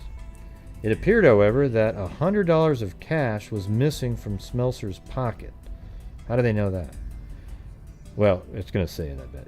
Crowell's father, Don Smelser, employer, said the dead man had cashed his paycheck in town Friday after work, but the coroner's report indicated he had only 45 cents in his pocket when his body was found. The report did not disclose whether the missing currency was located elsewhere in the cabin. Smelser's friend and family say he steered clear of trouble, but they acknowledge he was a little different from your ordinary guy. His stepmother, Margaret Smelser of Bradenton, Florida, said her stepson was a 20th century Davy Crockett, born in the wrong era. Smelser was a loner, independent, and self-sufficient. He wore his long brown hair in a ponytail. Well, that doesn't match the... No wonder they screwed this up here. Good. Well, that is... See, this one does say long brown hair, and... Hold on a second. See, this guy does have long brown hair, so the person doing the article probably just assumed that that was it. But watch, let me show you this. So here's Marker on the Ohio Attorney General website. And I think that looks a hell of a lot like that guy with the mustache and the hair, right? And then Smelser is this guy, and that's the same picture in the paper. See? I don't see his long brown hair in that one, but I'm just trying to use logic based on... And there was even an article that said they screwed up.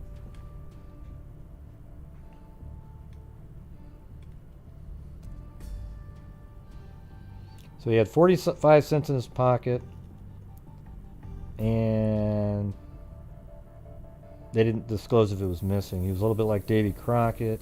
In a makeshift greenhouse, Smelser started his own garden from seeds. With his longbow, he hunted rabbits and squirrel and deer. He knew every fishing hole in the county. He made most... God, it sounds like he had a pretty fun life. You got to still be a kid. He made most of the furnishings in the log cabin he rented from farmer Raymond Poose for $30 a month. Wow. He bragged that he put 13 coats of lacquer on his hand-hewn kitchen table. Poose, maybe it's like Puce or something, described Smelser as a good tenant and a good boy. The cabin, Poose said, was built in the early 1800s. Poose's grandfather moved his bride there when he immigrated from Luxembourg in 1872. Sometime later, unpainted siding was tacked onto the outside. Smelser installed second-hand bathroom fixtures, and styrofoam insulation was stacked on the porch waiting to be installed when Smelser died. He never had a phone, but often said he was going to get one. Only 5'4", but muscular, he chopped wood for a stove that heated the cabin. He kept his ancient chainsaw in top condition and the old 64 pickup running. See, he's the kind of person that could survive if the world went to hell in a handbasket, right? Like, he'd easily be able to survive. He knows how to hunt, build shit. He's exactly who you'd want to have around. I don't think there was anything Dave couldn't do. Smelser worked for Crowell Plumbing Company as a plumber helper, side by side with his longtime friend Doug Crowell, also 31 years old. Someone had it in for him. Dave didn't make much money, Crowell said, but he didn't need much money. Just enough to pay his Dayton power and light bill and his rent. Despite Smelser's admirable qualities, friends said somebody apparently had it in for him. About this time last year, they said, someone entered Smelser's cabin while he was at work and shot up the place, blew out the television, and blasted the refrigerator with a shotgun. Oh, man. Crowell said Smelser didn't report the incident to authorities because he didn't want to make more trouble. Neither did he report the apparent theft of his cow some weeks later. Smelser's mother, Marilyn Sipe, is in real estate sales. His father, John Smelser, taught school in Pebble, Miami, and Pike counties before retiring to Florida. I left Dave feeling very good about him, the elder Smelser said. For the first time in his life, he expressed long-range ambitions. He wanted to be a Preble County farmer. He wanted to own and farm the land. I felt certain he would achieve it. Dave had that kind of determination. When Donald Marker came back to Preble County from Colorado Springs, Colorado last April, and let's see, when was this? Okay, so it's about 6 months before.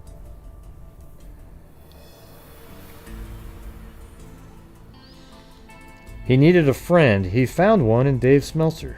So, this is when Donald Marker, they had met just 6 months prior. Marker's mother, Catherine Marker of Eaton, said her son left a wife and 3 children in Colorado. He left the state, she said, rather than appear in court to answer drunken driving charges. He called to tell her he was coming home, and she picked him up at the Greyhound terminal in Indianapolis. What do you mean, he? Okay. She let him use the family's traveler trailer. She gave him cigarette money. Marker moved the trailer to Smelser's barn and lived in it until the weather turned cold and Smelser let him sleep in the cabin. Still, he went into Eaton every day for breakfast in his mother's kitchen. So she went and picked him up in Indianapolis. So that must not be that far away then, right?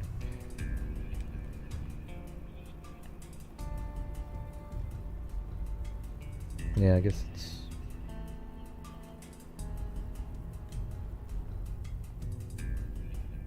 That's not Indianapolis, that's Delphi. So Indianapolis, is that right there?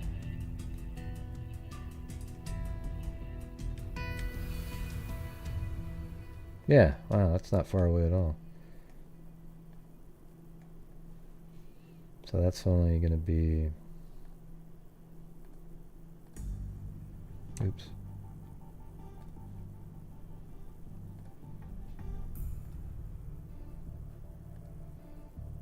Yeah, it's only 78 miles.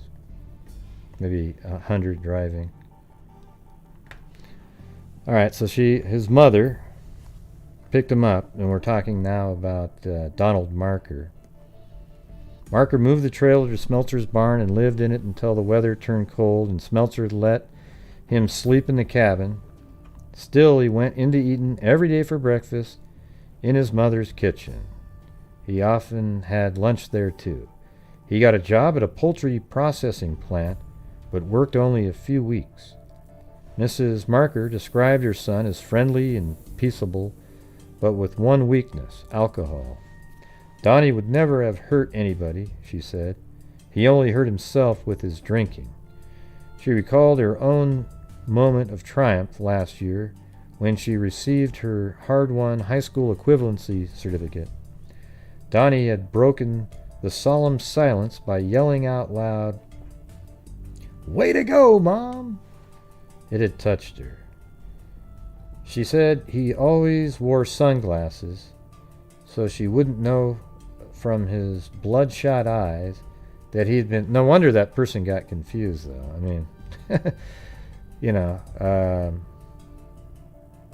mean, this guy... Right now she's talking about Marker, and this guy looks exactly... I don't know who screwed up here. Either this guy is Smelser or this guy is Marker, but the official law enforcement website... it's just... Yeah, it's ridiculous. Yeah, exactly.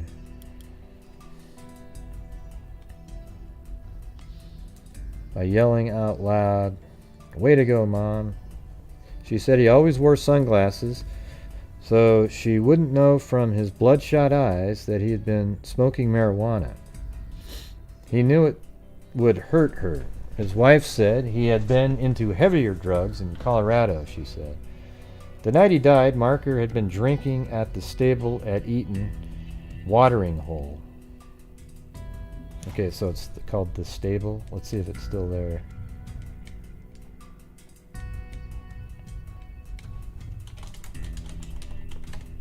Yeah. Still there. Look at that. And look how close it is to where his mom probably lived.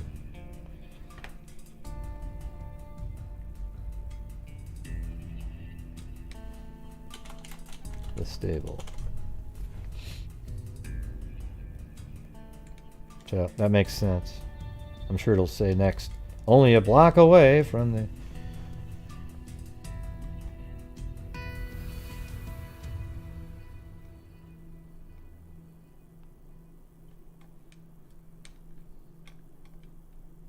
Oh, I think I've already read that.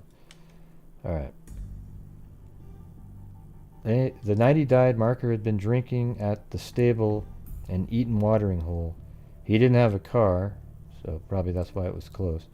His license had been revoked. He needed a ride to Smelser's. Melinda Newcomb took him. See, there you go. That's exactly what I was thinking. Except I thought maybe they were dating. Let's see. Everybody's friend. Newcomb. So now they're talking about her. Newcomb was a graduate of Hillsborough High School from her graduation in 1981 until she moved to Eaton in the spring of 1982. So she'd been living there for 5 years. She lived in Dayton prior to that. Her mother and sister still live in the area. Her mother, Jean Edwards, is a Kettering homemaker. Becca Newcomb, 38, of Dayton, teaches health sciences at Northmont High School. Diane Seitner, 28, of Miamisburg, works at Meade Data Central. Melinda Newcomb worked at a group home for mentally disabled adults around the clock Sunday through Wednesday. She was free from Wednesday night until Sunday. During her off time, Newcomb often turned up at the stable to play darts and socialize. So she would often go to that same bar where she ran into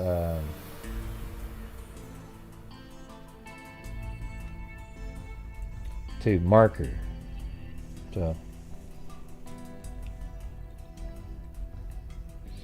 friends and family described her as a big-hearted girl, a jolly, fun-loving girl, a party girl, a girl who never met a stranger, everybody's friend. Her best friend and former roommate, Nancy Daly, said Newcomb was probably never happier than the night she died. Well, at least for part of the night, right? Mel had lost 60 or 70 pounds and made a lot of positive decisions about her life.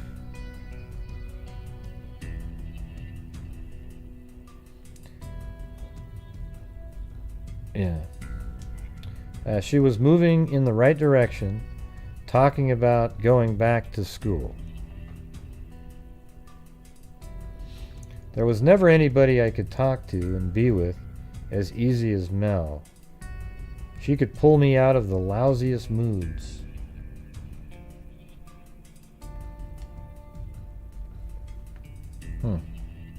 Let's see.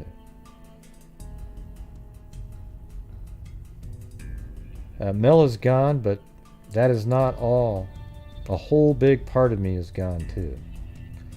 Daly said she didn't know whether Newcomb and Marker were acquainted before the night they died. I mean, what an absolute nightmare that is, though. I mean, those two are just... I think they're right that they just showed up there. She, specifically, though.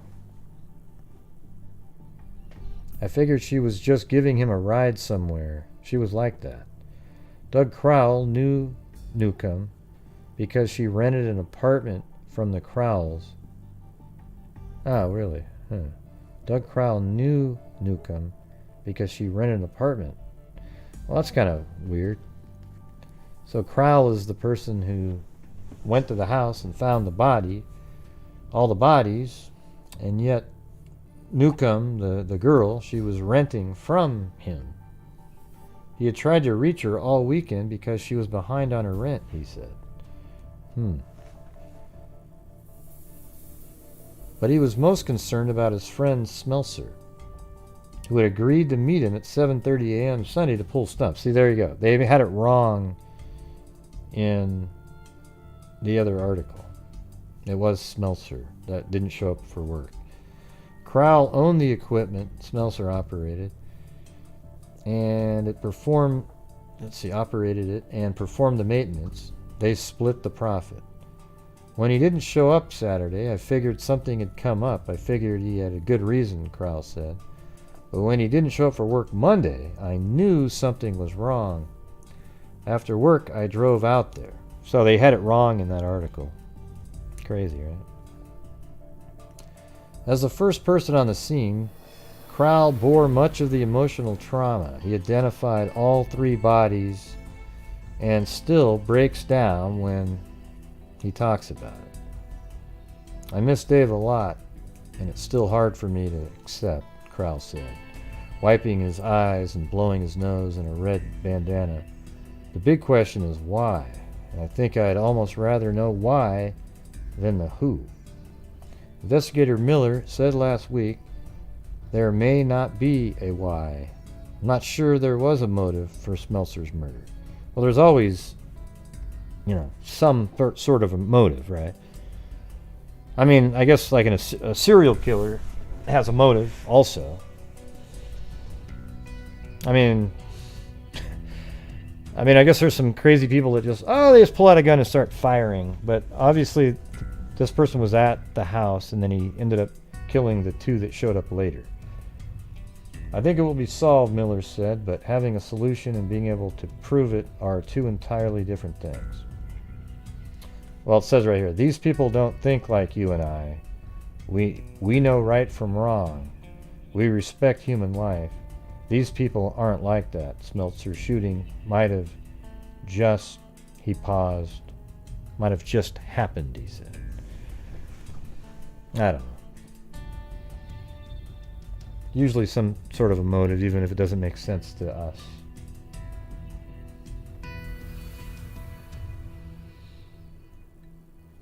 Alright, so now we're moving on to February. Yep, middle of nowhere, Ohio. Hey, Dan, what's up? Hey, they might let me use a cart, believe it or not, at Bandon because I'm so mangled from that surgery. I'm not in shape to walk those hills, really. I mean, I'm not huge or anything. It's just my legs. And then my toe is like a turf toe all of a sudden. From doing the show, my feet were behind me. And so they said, but I'm going to try to I'm going to play the new course first. And I guess that one's really flat. So maybe I'll be okay with that one. Just walking. So we'll see. All right, here we are. We're on to the next one. The slow progress is solving a triple murder at a rural cabin 3 months ago leaves residents afraid they could be a killer's target. Some residents of the quiet farming community in southwest Ohio said there is concern that the killer might still be nearby. People who never kept a gun in their lives are all of a sudden are keeping loaded guns around, said farmer John Tucker, a neighbor of the cabin where the 3 people were killed. They figured it happened once, it would happen again. The bodies of David Smelser, 31, Ronald Marker, 28, and Melinda Newcomb, 24, were found at Smelser's cabin on November 2nd. Authorities concluded they had been dead 3 days, but could not establish a motive. They put an ED, shouldn't be there. Locate a motive, locate a murder weapon, or make an arrest. Based on what they found at the scene, investigators believe Smelser was shot first, once in the head. Marker and Newcomb apparently died because they entered the house before the killer or killers got out. Smelser's body lay face up in the living room.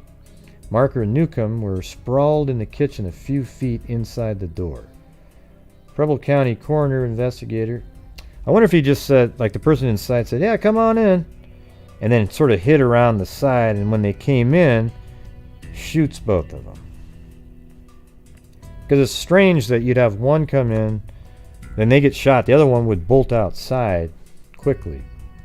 So somehow they got in the house first without being concerned.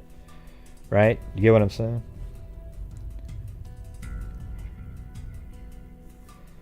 Preble County Coroner Investigator Tim Miller, a member of the Special Task Force appointed to deal with the case, said he doesn't believe the murders were drug-related. He also doesn't believe robbery was the motive. There is evidence that Smelser might have known his killer, he said. Miller said there was no sign of a struggle at the cabin. I'm not sure there was a motive for Smelser's murder. Well, whoever shot him had something in his mind.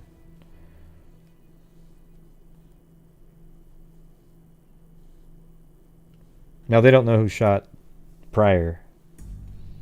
And I'm pretty sure that that's the guy that, it seems likely that that individual, whatever they were angry about when they went in there, might have had something to do with it before.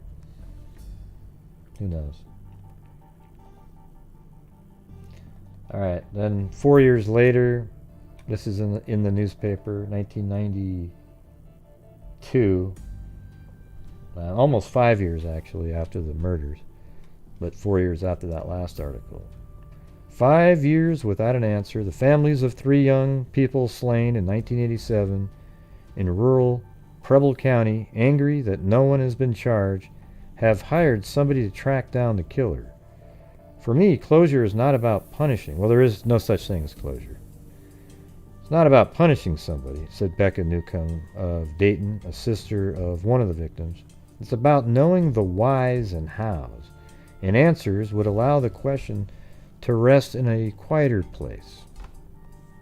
Authorities have one suspect, but the evidence against him is skimpy and circumstantial. The motive has been established. No motive has been established, and no weapon found. The victim's family has now hired their own investigator, Greg Noble, a lawyer and former assistant in the Montgomery County Prosecutor's Office. Preble County authorities have opened their file to Noble, who said he has a pretty good idea of what happened on Friday evening, October 30th, 1987. I think the murders were the act of a hothead, he said. I don't know, man. I think the victims were partying with a friend or a group of friends, and there was an argument, and somebody pulled a gun. Well, that doesn't match what you've been saying the whole time. You said the whole time that Smelser was inside the house, and then 2 friends showed up while the killer was still there, and they were killed. Has that changed? The question is who and why. The victims were David Smelser, 31, Donald Marker, 28, and Melinda Newcomb, 24. The 3 were gunned down in the cabin where Smelser lived on Consolidated Road south of Eaton, all shot in the head with a 9mm semi-automatic Luger. There was no evidence of forced entry and no sign of a struggle. Last year, the families tried and failed to have their tale told on NBC Unsolved Mysteries. They had hoped the program staff would uncover new evidence or that national publicity would smoke out new clues. Again, they were disappointed. They wrote an open letter to Preble County Sheriff Larry Green, who inherited the case from a previous administration in 1989. The letter, published November 20th, 1991 in the Eaton Register-Herald, accused the sheriff of using the most tragic event of our lives as your political football. There's a lot of lip service, they wrote, and very little action. The letter was signed by Melinda Newcomb's sister and Donald Marker's mother. Green, who was up for re-election November 3rd, said the family's expectations are unreasonable. I have talked to those people, he said. They expect us to solve crimes in a short period. That only happens on TV. Well, not really. It's been 5 years. I don't think they're being unreasonable. I think, crimes are solved pretty quickly on TV. I mean, in real world and on TV, right? So on TV, they're figured out in a day. In the real world, a lot of times they're solved within a day or two or a week or a month. It's been 5 years. Okay, so you guys obviously didn't get on the right track early on.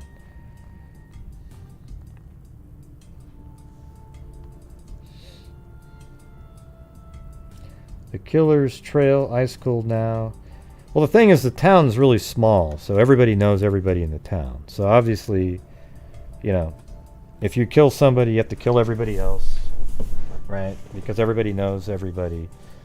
I doubt this killer is from some way out there somewhere. It's probably somebody that actually lives in Eaton.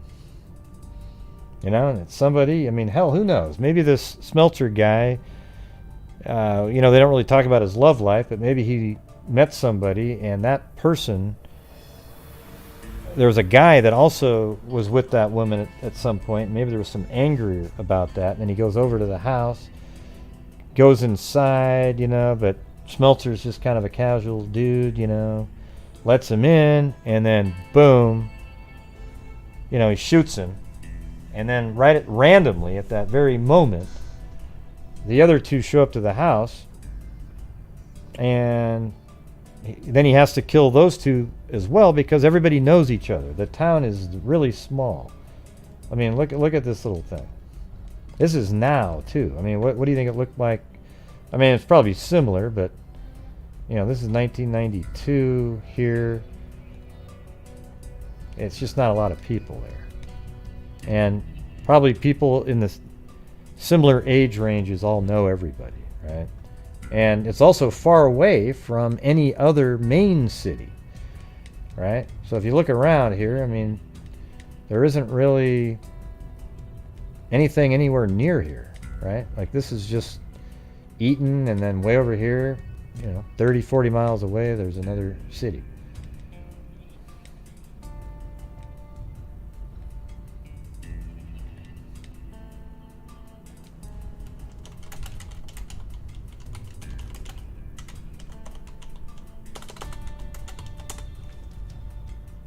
Yeah, and this whole area has a population of 8,000 people now, okay? But this is back in well, there you go, let's see. 2011, it was 8,500. I don't have any other years. But even so, that's small, right? Everybody in certain age ranges, probably from like 22 to 30, everybody probably knew each other.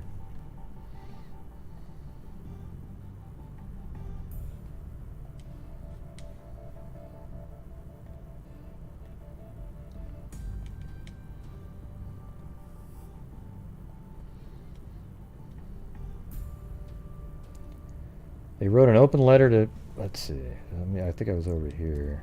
I was just trying to think of something. Yeah, see, now they have it right. See, there's Smelser and Marker. But in all the pictures, Marker has the glasses on, but that's right. So they did have that right. Smelser, they had it wrong, but that's because the names are wrong. But Marker was the guy that had the long hair and the glasses.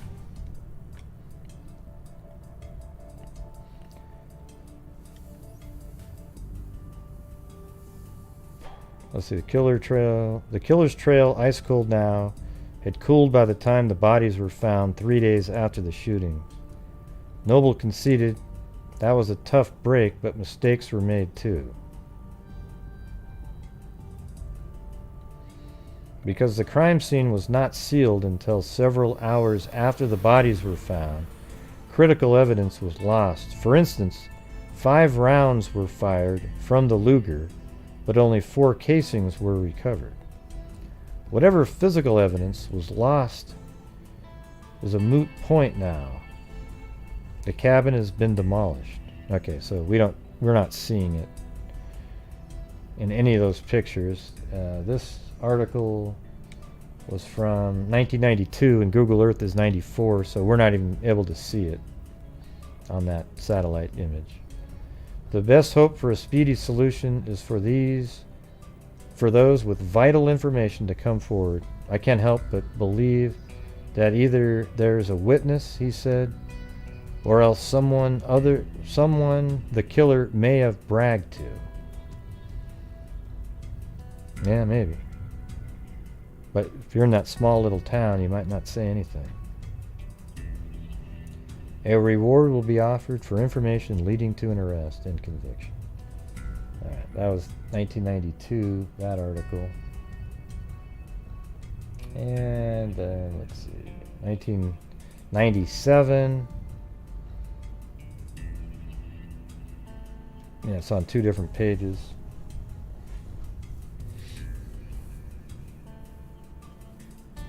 Yep, something like that. It had been almost 10 years since 3 people were killed in an isolated Preble County log cabin where no one was likely to hear the fatal gunshots. Yet echoes of this triple murder are still reverberating as investigators keep trying to solve this seemingly unsolvable crime. We have 2 special agents assigned to it. We have amassed well over 100 interviews. We've traveled extensively across the country conducting interviews, said Ted Almy, superintendent of Ohio Bureau of Criminal Identification and Investigation in London. There's going to be a time when we're going to solve this case. We're not going to give up on it. The victims' family members haven't given up, and many of them, like Almy, believe the case will be solved if the right people step forward and finally tell what they know about the night of October 30th, 1987. There's information out there that could blow this case wide open. Yeah, they always say that, like these unsolved cases, they say, we're just one piece away, one clue away. Right, that means you have no clue, but if you're given the name of the killer or something that leads directly to him, that's the clue that you're waiting for. Right, so the honest truth would be, man, we have absolutely no idea who did this, but if we're given the right clue, we'll be able to solve this. Police still are trying to figure out why Melinda Newcomb, 24, was shot in the head twice, along with her companion, Donnie Marker, 28. They were found dead just inside the cabin's only usable entrance, which went into the kitchen.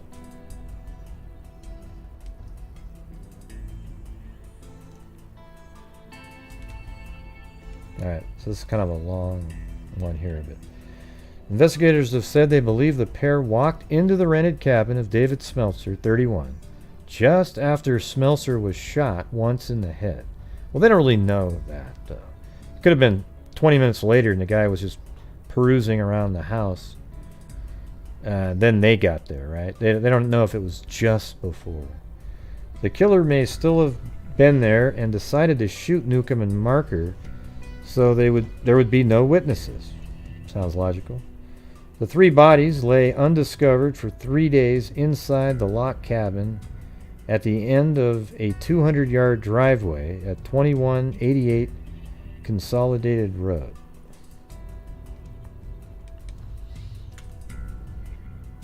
Yeah, see, that address is right there. But see, I'm thinking it's more one of these, because there's a driveway on this one. You know, maybe even that one right there. It's definitely not there. Let's try that again. 2188 Consolidated. Yeah, right there. Ah, shit.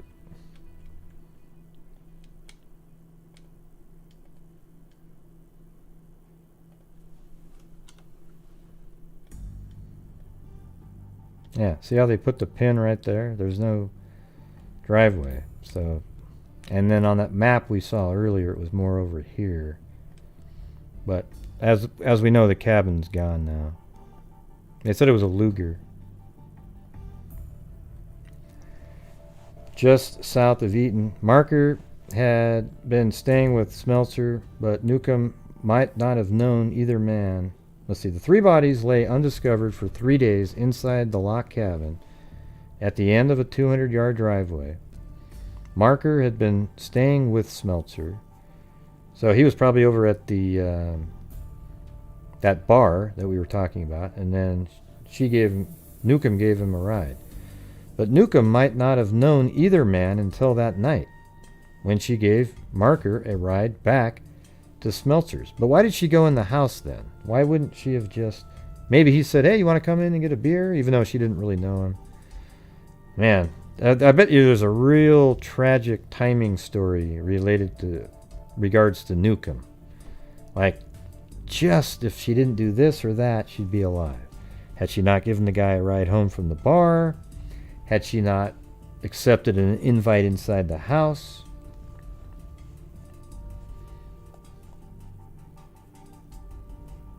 And there must have, there must have been a car outside that house when they pulled up, too. Some other means of transportation, you would think, when Newcomb and Marker pulled up. There was probably another vehicle there, and maybe even Marker was like, hey, you know what, there's a car here. They didn't know what it was. So they go into the house, and let's say that girl hadn't gone into the house had Newcomb not gone in the house with Marker, she would have been a witness to the vehicle that was outside that house. Isn't that crazy? And so, had she just not have gone in, she'd been alive and would be a witness to the vehicle that was outside. Unless, I guess you could say, if Smelser took the guy to his house and then the guy disappeared somewhere. But I think it's more likely that this guy just showed up, Smelser knew him, let him inside the house, and then Smelser was shot by this, monster. So anyways, Marker had been staying with Smelser, but Newcomb might not have known either man until that night when she gave Marker a ride back to Smelser's house. No motive for the killing has been released, but rumors about the killing still swirl around Eaton. I'd like to hear, I'm not a big rumor or wild speculation type, but I wouldn't mind hearing a couple rumors, because usually those small town rumors have some truth to them. Some of the hurtful remarks drove some victims' family members out of town, said Tammy Marker, whose home overlooks the scene where her brother-in-law Donnie Marker was killed. His mother, Catherine, became so obsessed with trying to find his killer that she neglected her own health and grieved herself to death at age 57. And remember last night's case, that father, he died literally a month after his 2 daughters were killed by a barbarian a couple nights ago, I think. And he died of a heart attack. He just ruined his whole life. No, it was last night, the 3 boys. It was the 2 brothers. Yeah.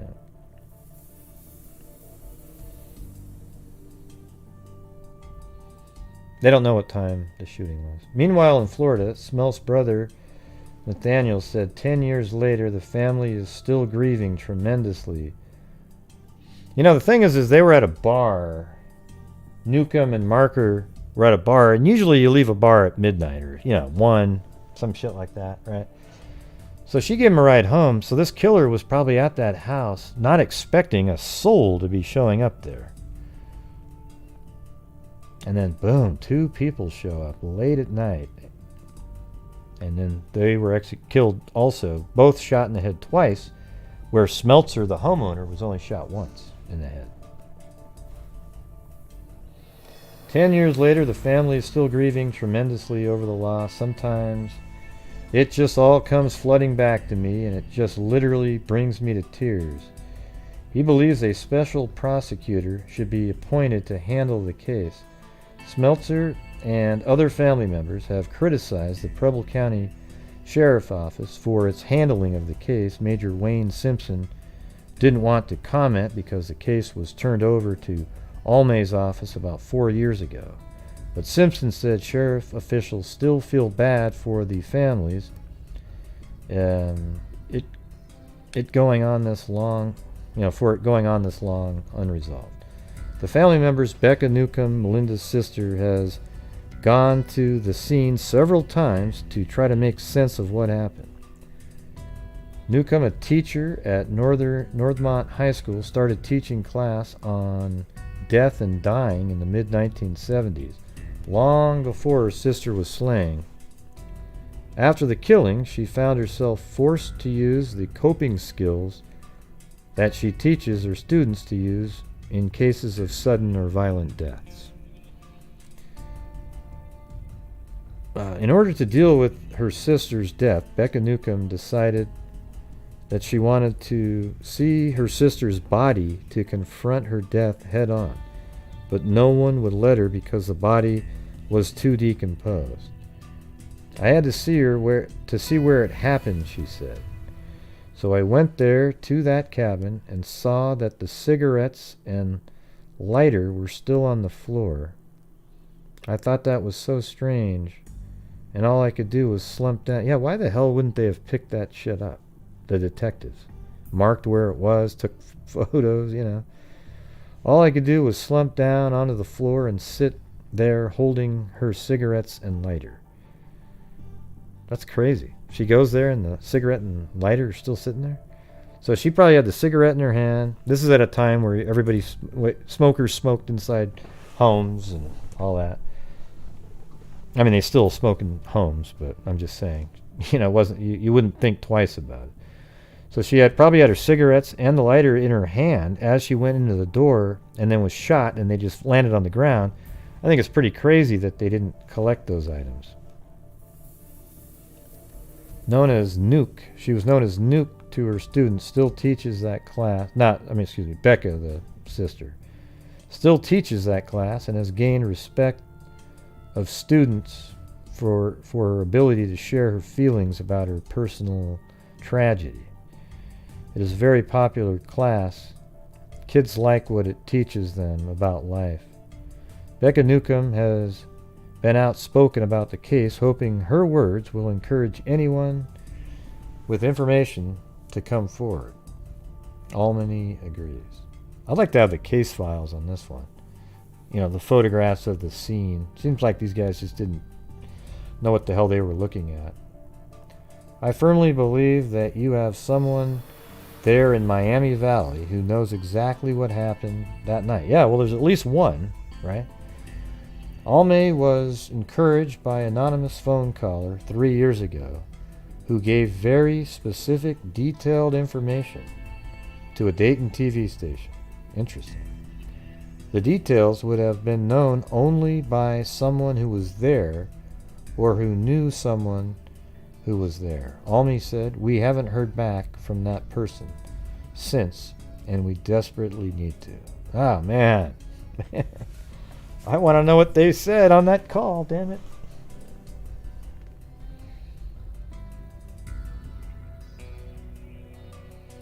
So, anyways, that's it. That's all we got, man. No more information.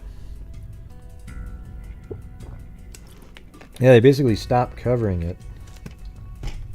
Now, let me try one place here. Let's see. Murder of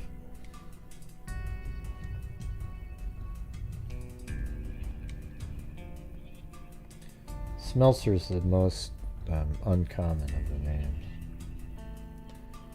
So let's see. Murder of David Smelser.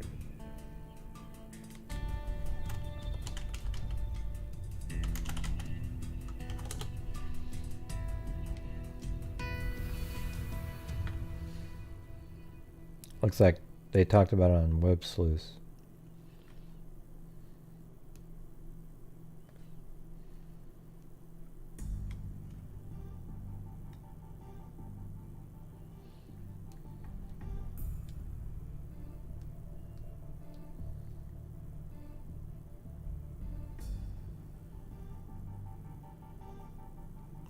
Many rumors have circulated.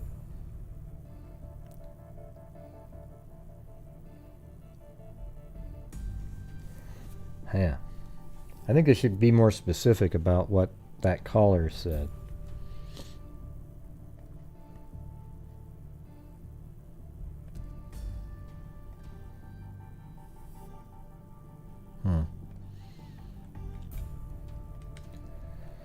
Anyways, I always find these pretty interesting. They're so old, nobody talks about them anymore.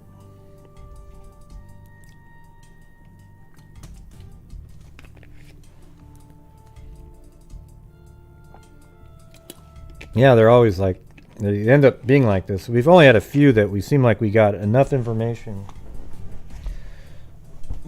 Some of these older cases, remember that, I can't remember which one it was, but you know, there's so much information that you can actually develop probably an accurate theory at the end. They just didn't have enough information to make the arrest. This one doesn't really have much of anything.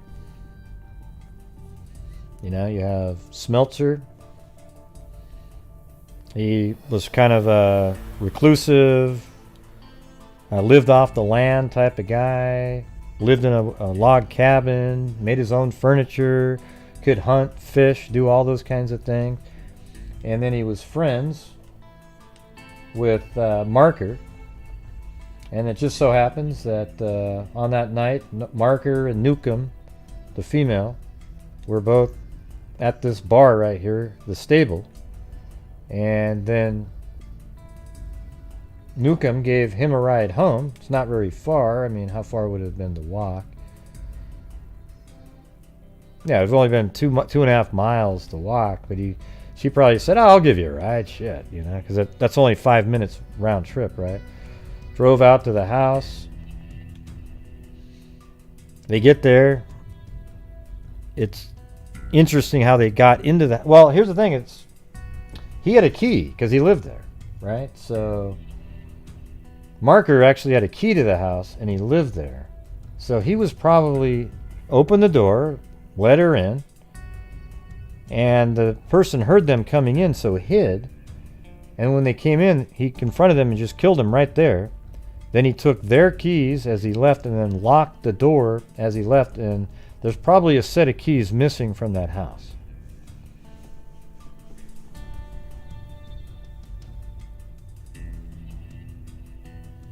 Yeah.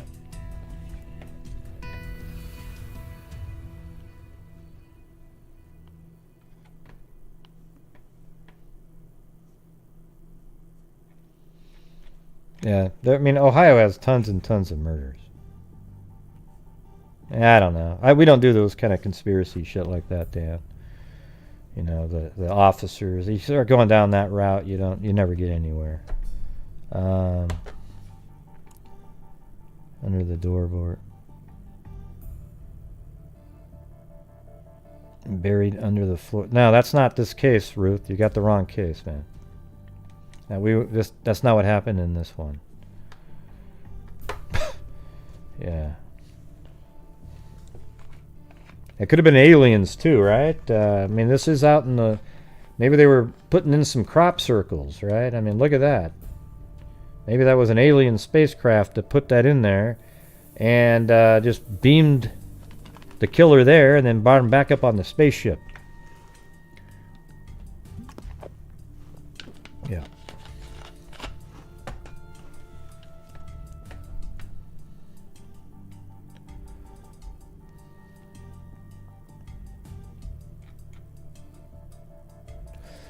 All right, you guys, I think that's it for me. Pretty slow in here. Tough crowd.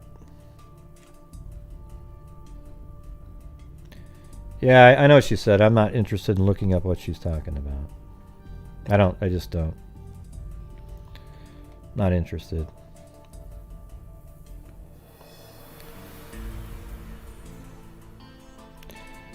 Yep. We're at about a quarter of a normal night, so I gotta save my own time and watch some television. This month, I think, is going to be a really bad charity month. I can feel it. Yep. All right. Well, thank you. Oh, wow. Something's on my computer. It says an error occurred on the playback part. We don't know if there's any shady people there at all. We know that there's a guy that killed 3 people. That's a shady person. Other than that, we don't know. All right.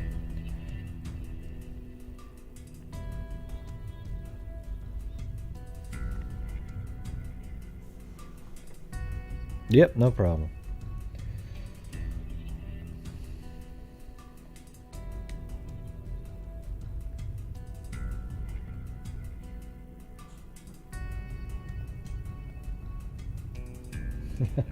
I don't know. I can't even thank anyone because something really screwed up happened. I wonder if that's what's going on here.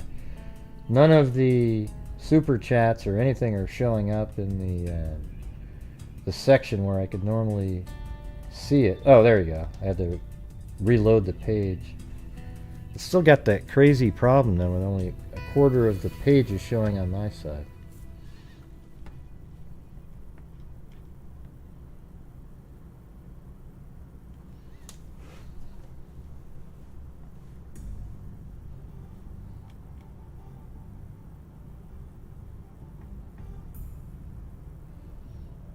Yeah. Yeah, we don't do... if you want to do the wild speculation stuff, there's other channels for that. What we try to do is put all the facts together that are given to us in the media or by police. A lot of times the media has stuff wrong, but we usually find out that that's wrong later in other articles or something. And then we speculate reasonably after those facts are laid out. Okay, we don't jump right to Illuminati, the Freemasons, some sicko band of Amish, you know, that kind of crap that people like to bring up every 2 seconds. Doesn't happen. All right. I'm not saying every once in a while there isn't one of those crazy things. We've seen that many times. Like in the cases where the one I always use as an example is the case where that lady was pregnant. She's at school. She's only 18 years old. Her husband works hard. They both work hard together. And she disappears. And you see her walking down the street. And I'm thinking, well, shit, who knows whose kid that is? Maybe she left with, we didn't have much to work with. You just see her on camera and she's pregnant. And then we find out she went to go pick up a stroller for her baby. But it turns out there wasn't a stroller. The person lured her to the house, strangled her to death, then cut the baby out of the body and pretended it was her baby, and then went to the hospital and all that kind of shit. So that's one of those ones where the crazy thing happened. Okay? That's when the crazy thing actually happened.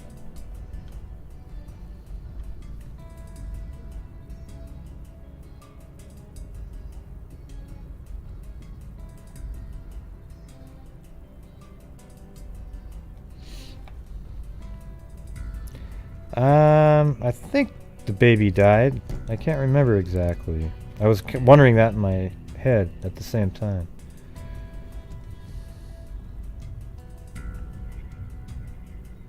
Yeah, like what Ruth said up there. Oh yeah, there's all kinds of deaths in that town and they're covering it up. See, I don't believe any shit like that at all unless I see it for myself. Because people do that every time on channels. They try to make everything more intriguing and everything. And hey, listen, if it's not more intriguing, it's just not more intriguing. Okay? You don't need to invent something to make it more intriguing. Now, if somehow there's these other deaths right around that same time period with gunshots to the head at night and something like that, hey, then that will be interesting. All right? But I'm going over these Ohio cold cases, and I don't see any more in that small little town yet. Okay? When I do, though, I'll let you know.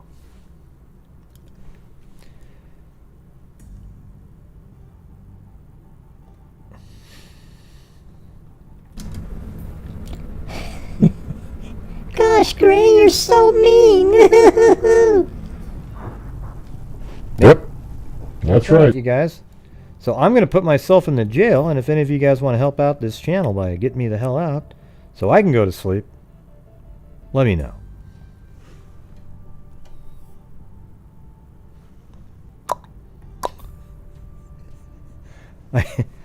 I need to have a sound effect where I'm pounding on the rails.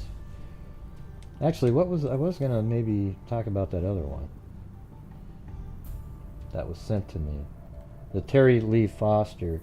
I just wanted to read a couple of these documents, see what was up.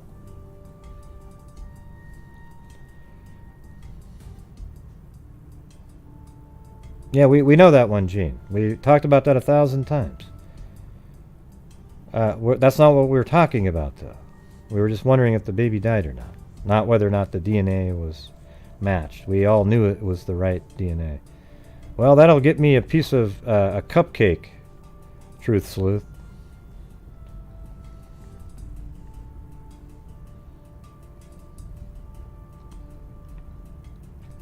Yeah, I'm glad that was interesting. Did you send me a key in that cupcake, Truth Sleuth? That's right, a metal cup banging on. I need something like that. I just don't have the sound effect, Susanna. Did you like that story though, Susanna?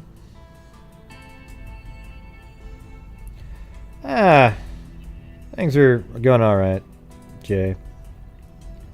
Been kind of slow the last couple nights, but we'll see how it goes.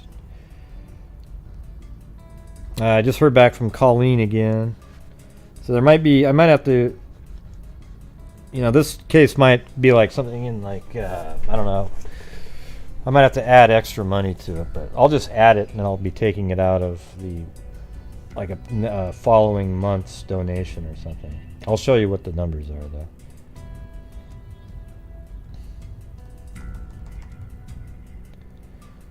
Man, nobody likes getting me out of jail anymore. Used to work.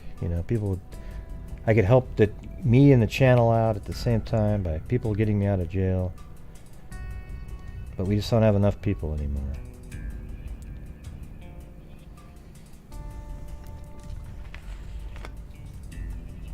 Yep, so mean. There I am.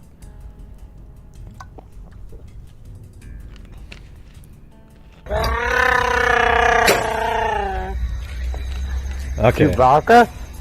I think that's a good way to do it. Chewbacca if you want me to. Oh, got two Chewbaccas. I like you to make the effect for me. There we go.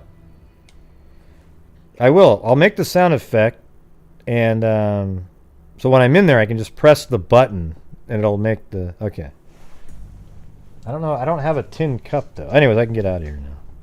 Thank you, guys. Sarah M. and Susanna Macchiola Padre.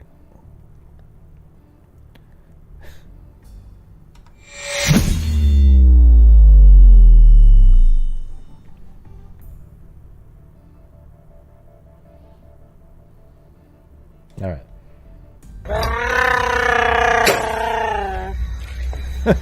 Chewbacca? I'll be Chewbacca if you want me to. Just got here and you are in jail? Oh boy. That's right. Well, I'm in jail because I was mean. I know, normally it gets better, but we've had like 3, normally the month starts off better. So I'm just going to read a little bit about this case that was sent to me, like I said, by Diana. I remember she came on a while ago and said she was going to be sending it. Let's just see what it's saying here. Oh, that's interesting.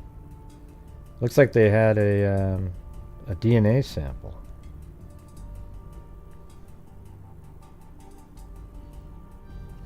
Yeah, let me see if I got this.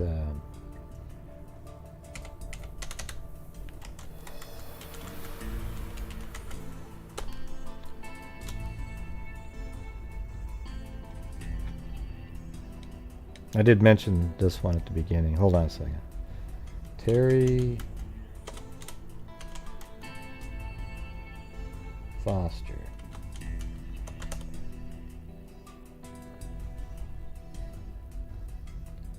This is 1977. December 20th, right before Christmas. December 24th.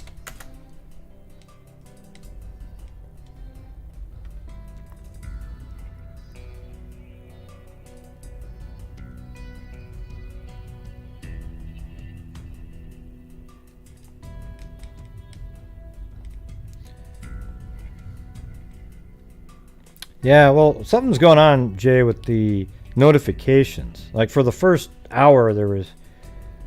Like, even before the show, there was hardly anybody even notified. And a lot of people showed up, oh, I didn't even get a notification. And for an hour, there was maybe 70 people. Which is weird. You never get that, so... 1,100... And I don't know how to start over again, you know. I mean, I know how to, but it's kind of weird. Road, Vancouver, Washington. All right.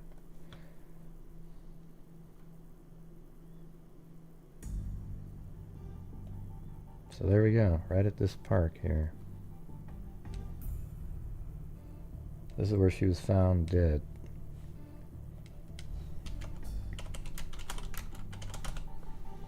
Alright, so we got that. Let me just... I mean, maybe we can even take a look at it, I think. Now they even drove into the parking lot.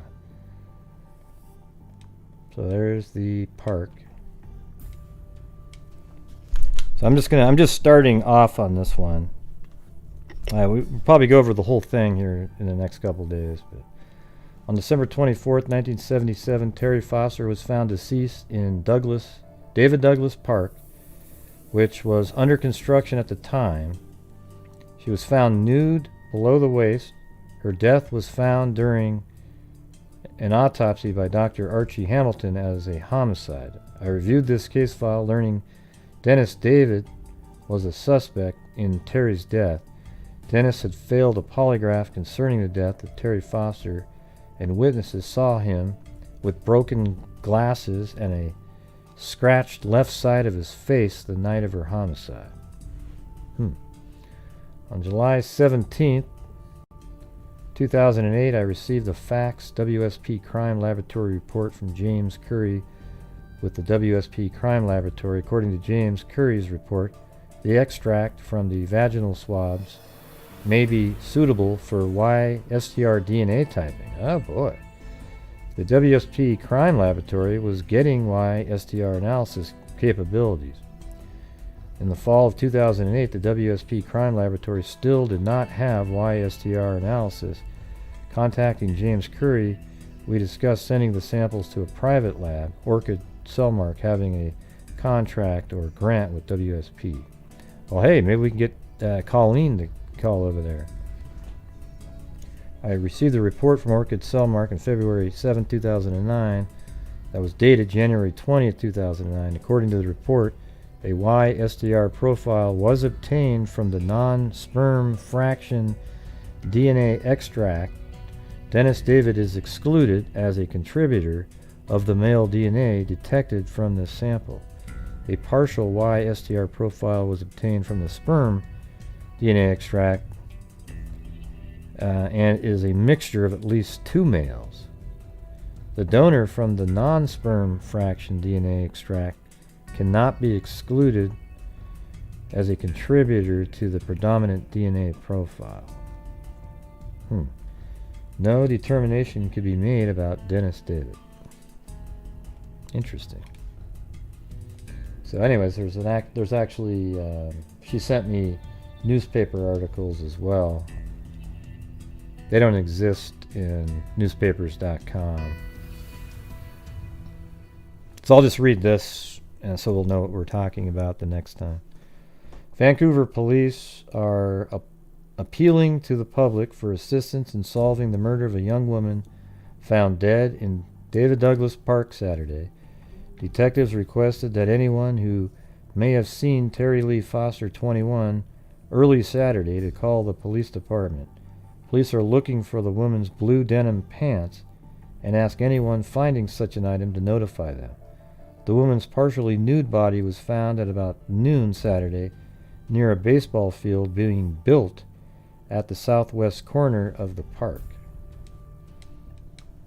Alright, so now we know it's the southwest corner of the park. So,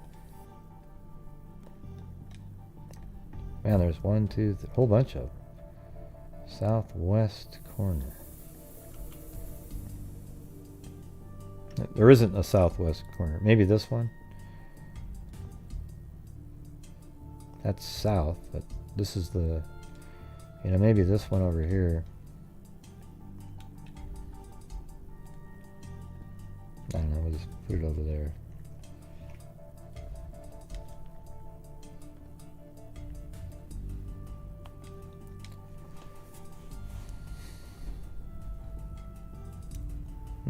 A coroner report indicated she died of strangulation.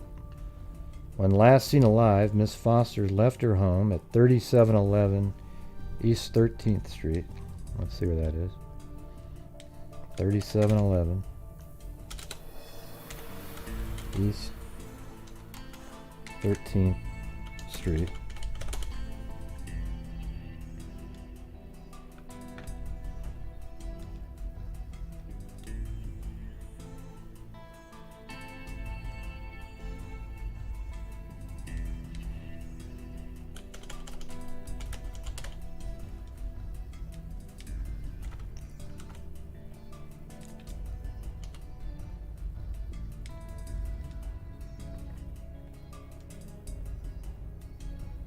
That's about 2 miles.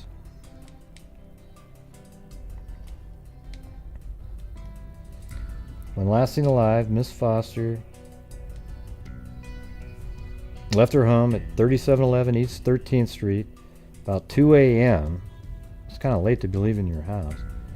Saturday on foot. She was wearing a blue denim jacket and pants and carrying a light tan purse with a shoulder strap. When her body was found, she was nude from the waist down except for shoes and socks, and her purse was gone. The purse was found at about 4:30 a.m. Saturday in the 7200 block of Indiana Street. Well, this will give you an indication of what direction the person was going. 7200 Indiana Street. Okay, well that's right. It doesn't give you any help because it's just right near the park. Let's see where, well hold on, let's see where 7300 is. Because then you know. Okay, so it was found right in here. So yeah, that maybe that does. Well, if they were coming here, it looks like they might be going that direction.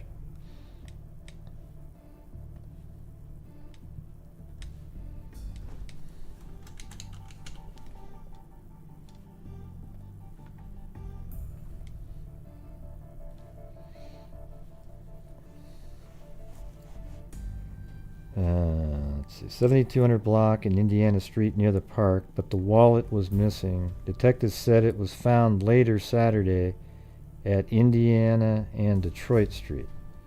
Okay, so the wallet was, now we'll get to know the direction. Indiana and Detroit. So let's see.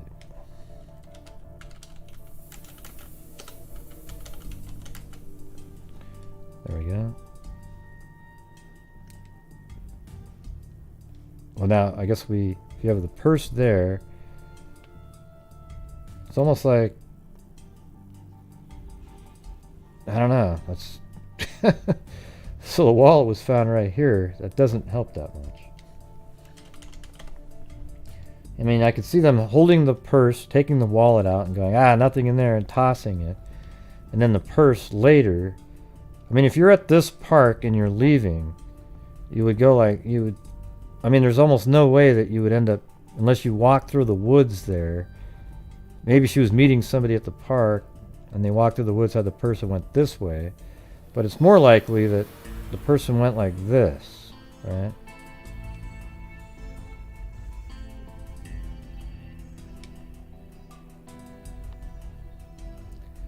Foster had gotten off work. Okay, let's see what it says here. But the wallet was missing. Detectives said it was found later Saturday in Indiana, at Indiana and Detroit streets. Detectives said Miss Foster had gotten off work. Okay, that was 4:30 though. Let me put these down here. Property, purse at 4:30 a.m. Purse. She left her house at 2 a.m.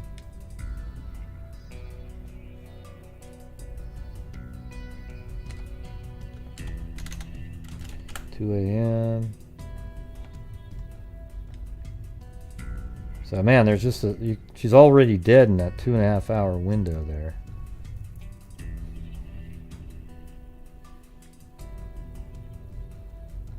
And then later in the morning, that was found, or was it later in the day? What did it say?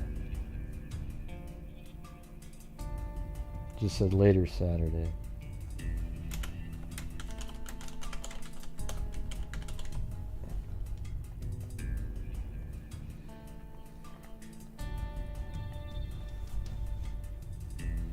Detectives said Miss Foster had gotten off work Friday evening at Edelweiss Inn in Hazeldale.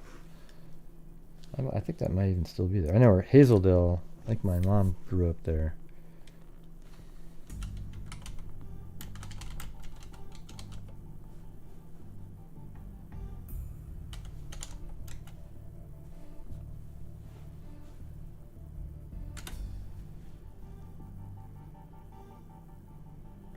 Yeah, so it's right over here.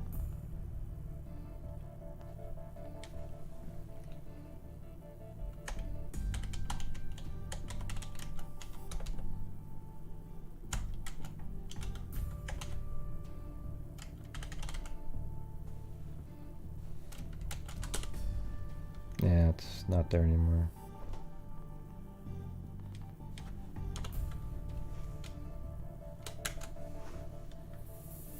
Okay, but it's in this area right here. This is Hazeldale right here.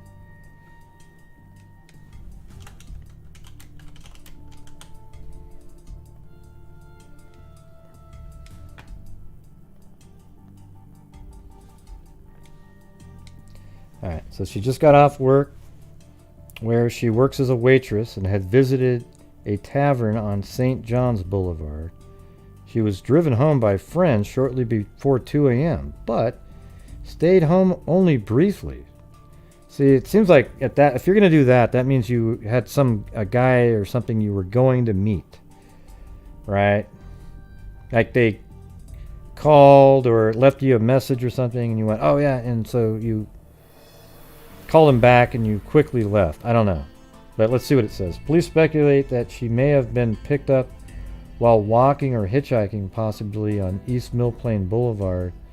Miss Foster was 5'3", 115 pounds, and had brown hair and green eyes. I mean, she had somewhere else to go to. That's crazy. The woman's body was transferred from Vancouver Funeral Chapel to a funeral home in Hillsboro, Oregon, for burial. She was the daughter of Mr. and Mrs. Andrew Foster of Aloha. So they think Mill Plain, I think that's this. Yeah, that's Mill Plain right there. Yeah, I mean, that makes sense. So she didn't have a car,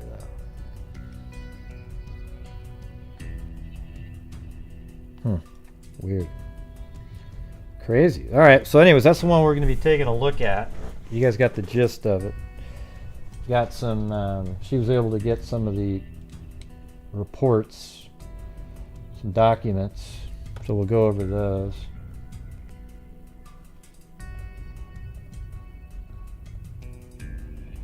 And there's some newspaper articles. There's not really a lot in the documents, but there's something. Some stuff.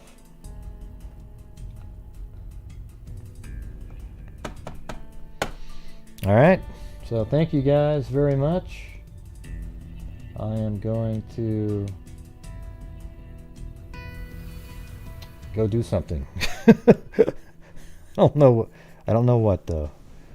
But I'm going to be on Friday. I might try to do a show earlier in the day, like really early, just to get a show in. But I'm going to be golfing on Saturday, maybe Sunday if I can do it. But it's too early, 7:30 in the morning on Sunday. Really? Jesus. But thank you all for showing up. Jen H, or affectionately known as Gene. So, thank you, Carolina Carla. Thank you, Cairo. Thank you, Zozo. Thank you, Marine Co. Thank you, Angie Pangie. Thank you, Claudia Dubauer. Thank you, Ellie Cat. Thanks, Zozo. Jen H, thank you. Linda Howell. Thank you, Ashley. Thank you, Claudia Dubauer. Jessica Schuba, True Sleuths. Thank you. Susanna Macula Padre. And Sarah M. Thank you.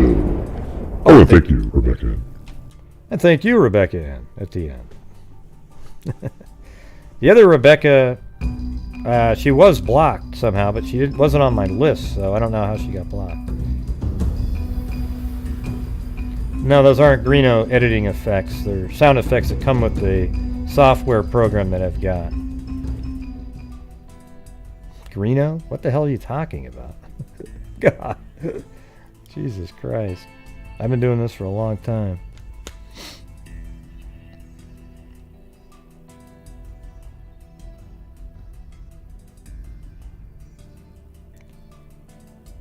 Yeah.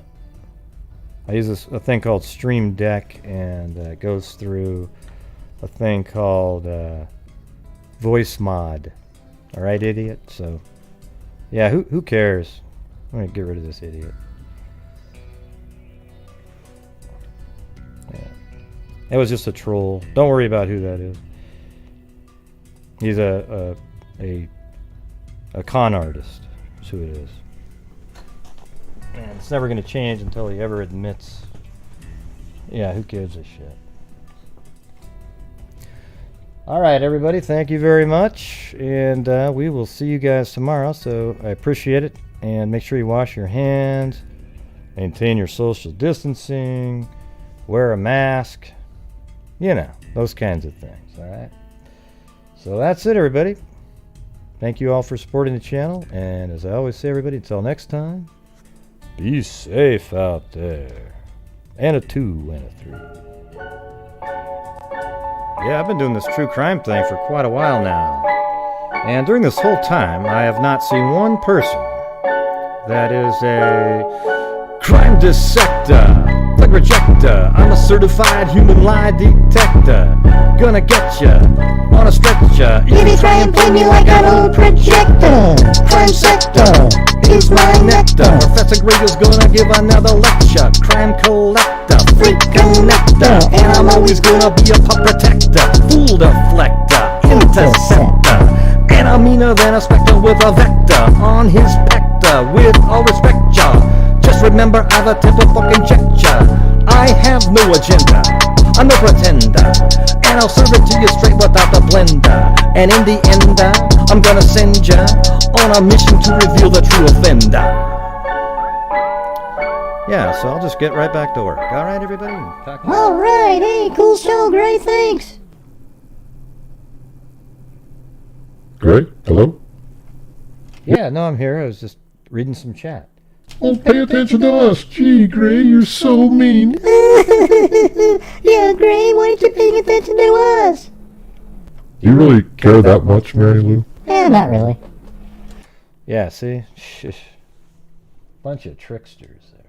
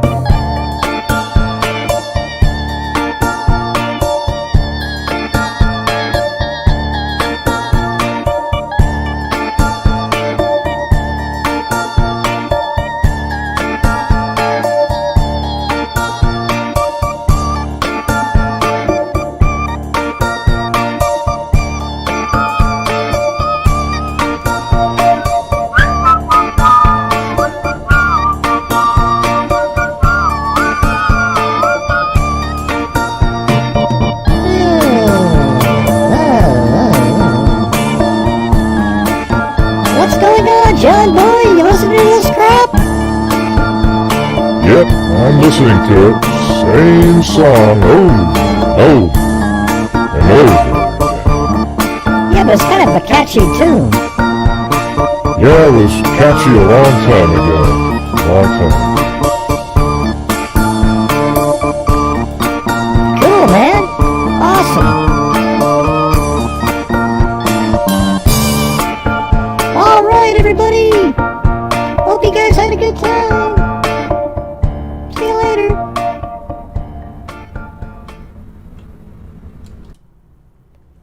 And be safe out there.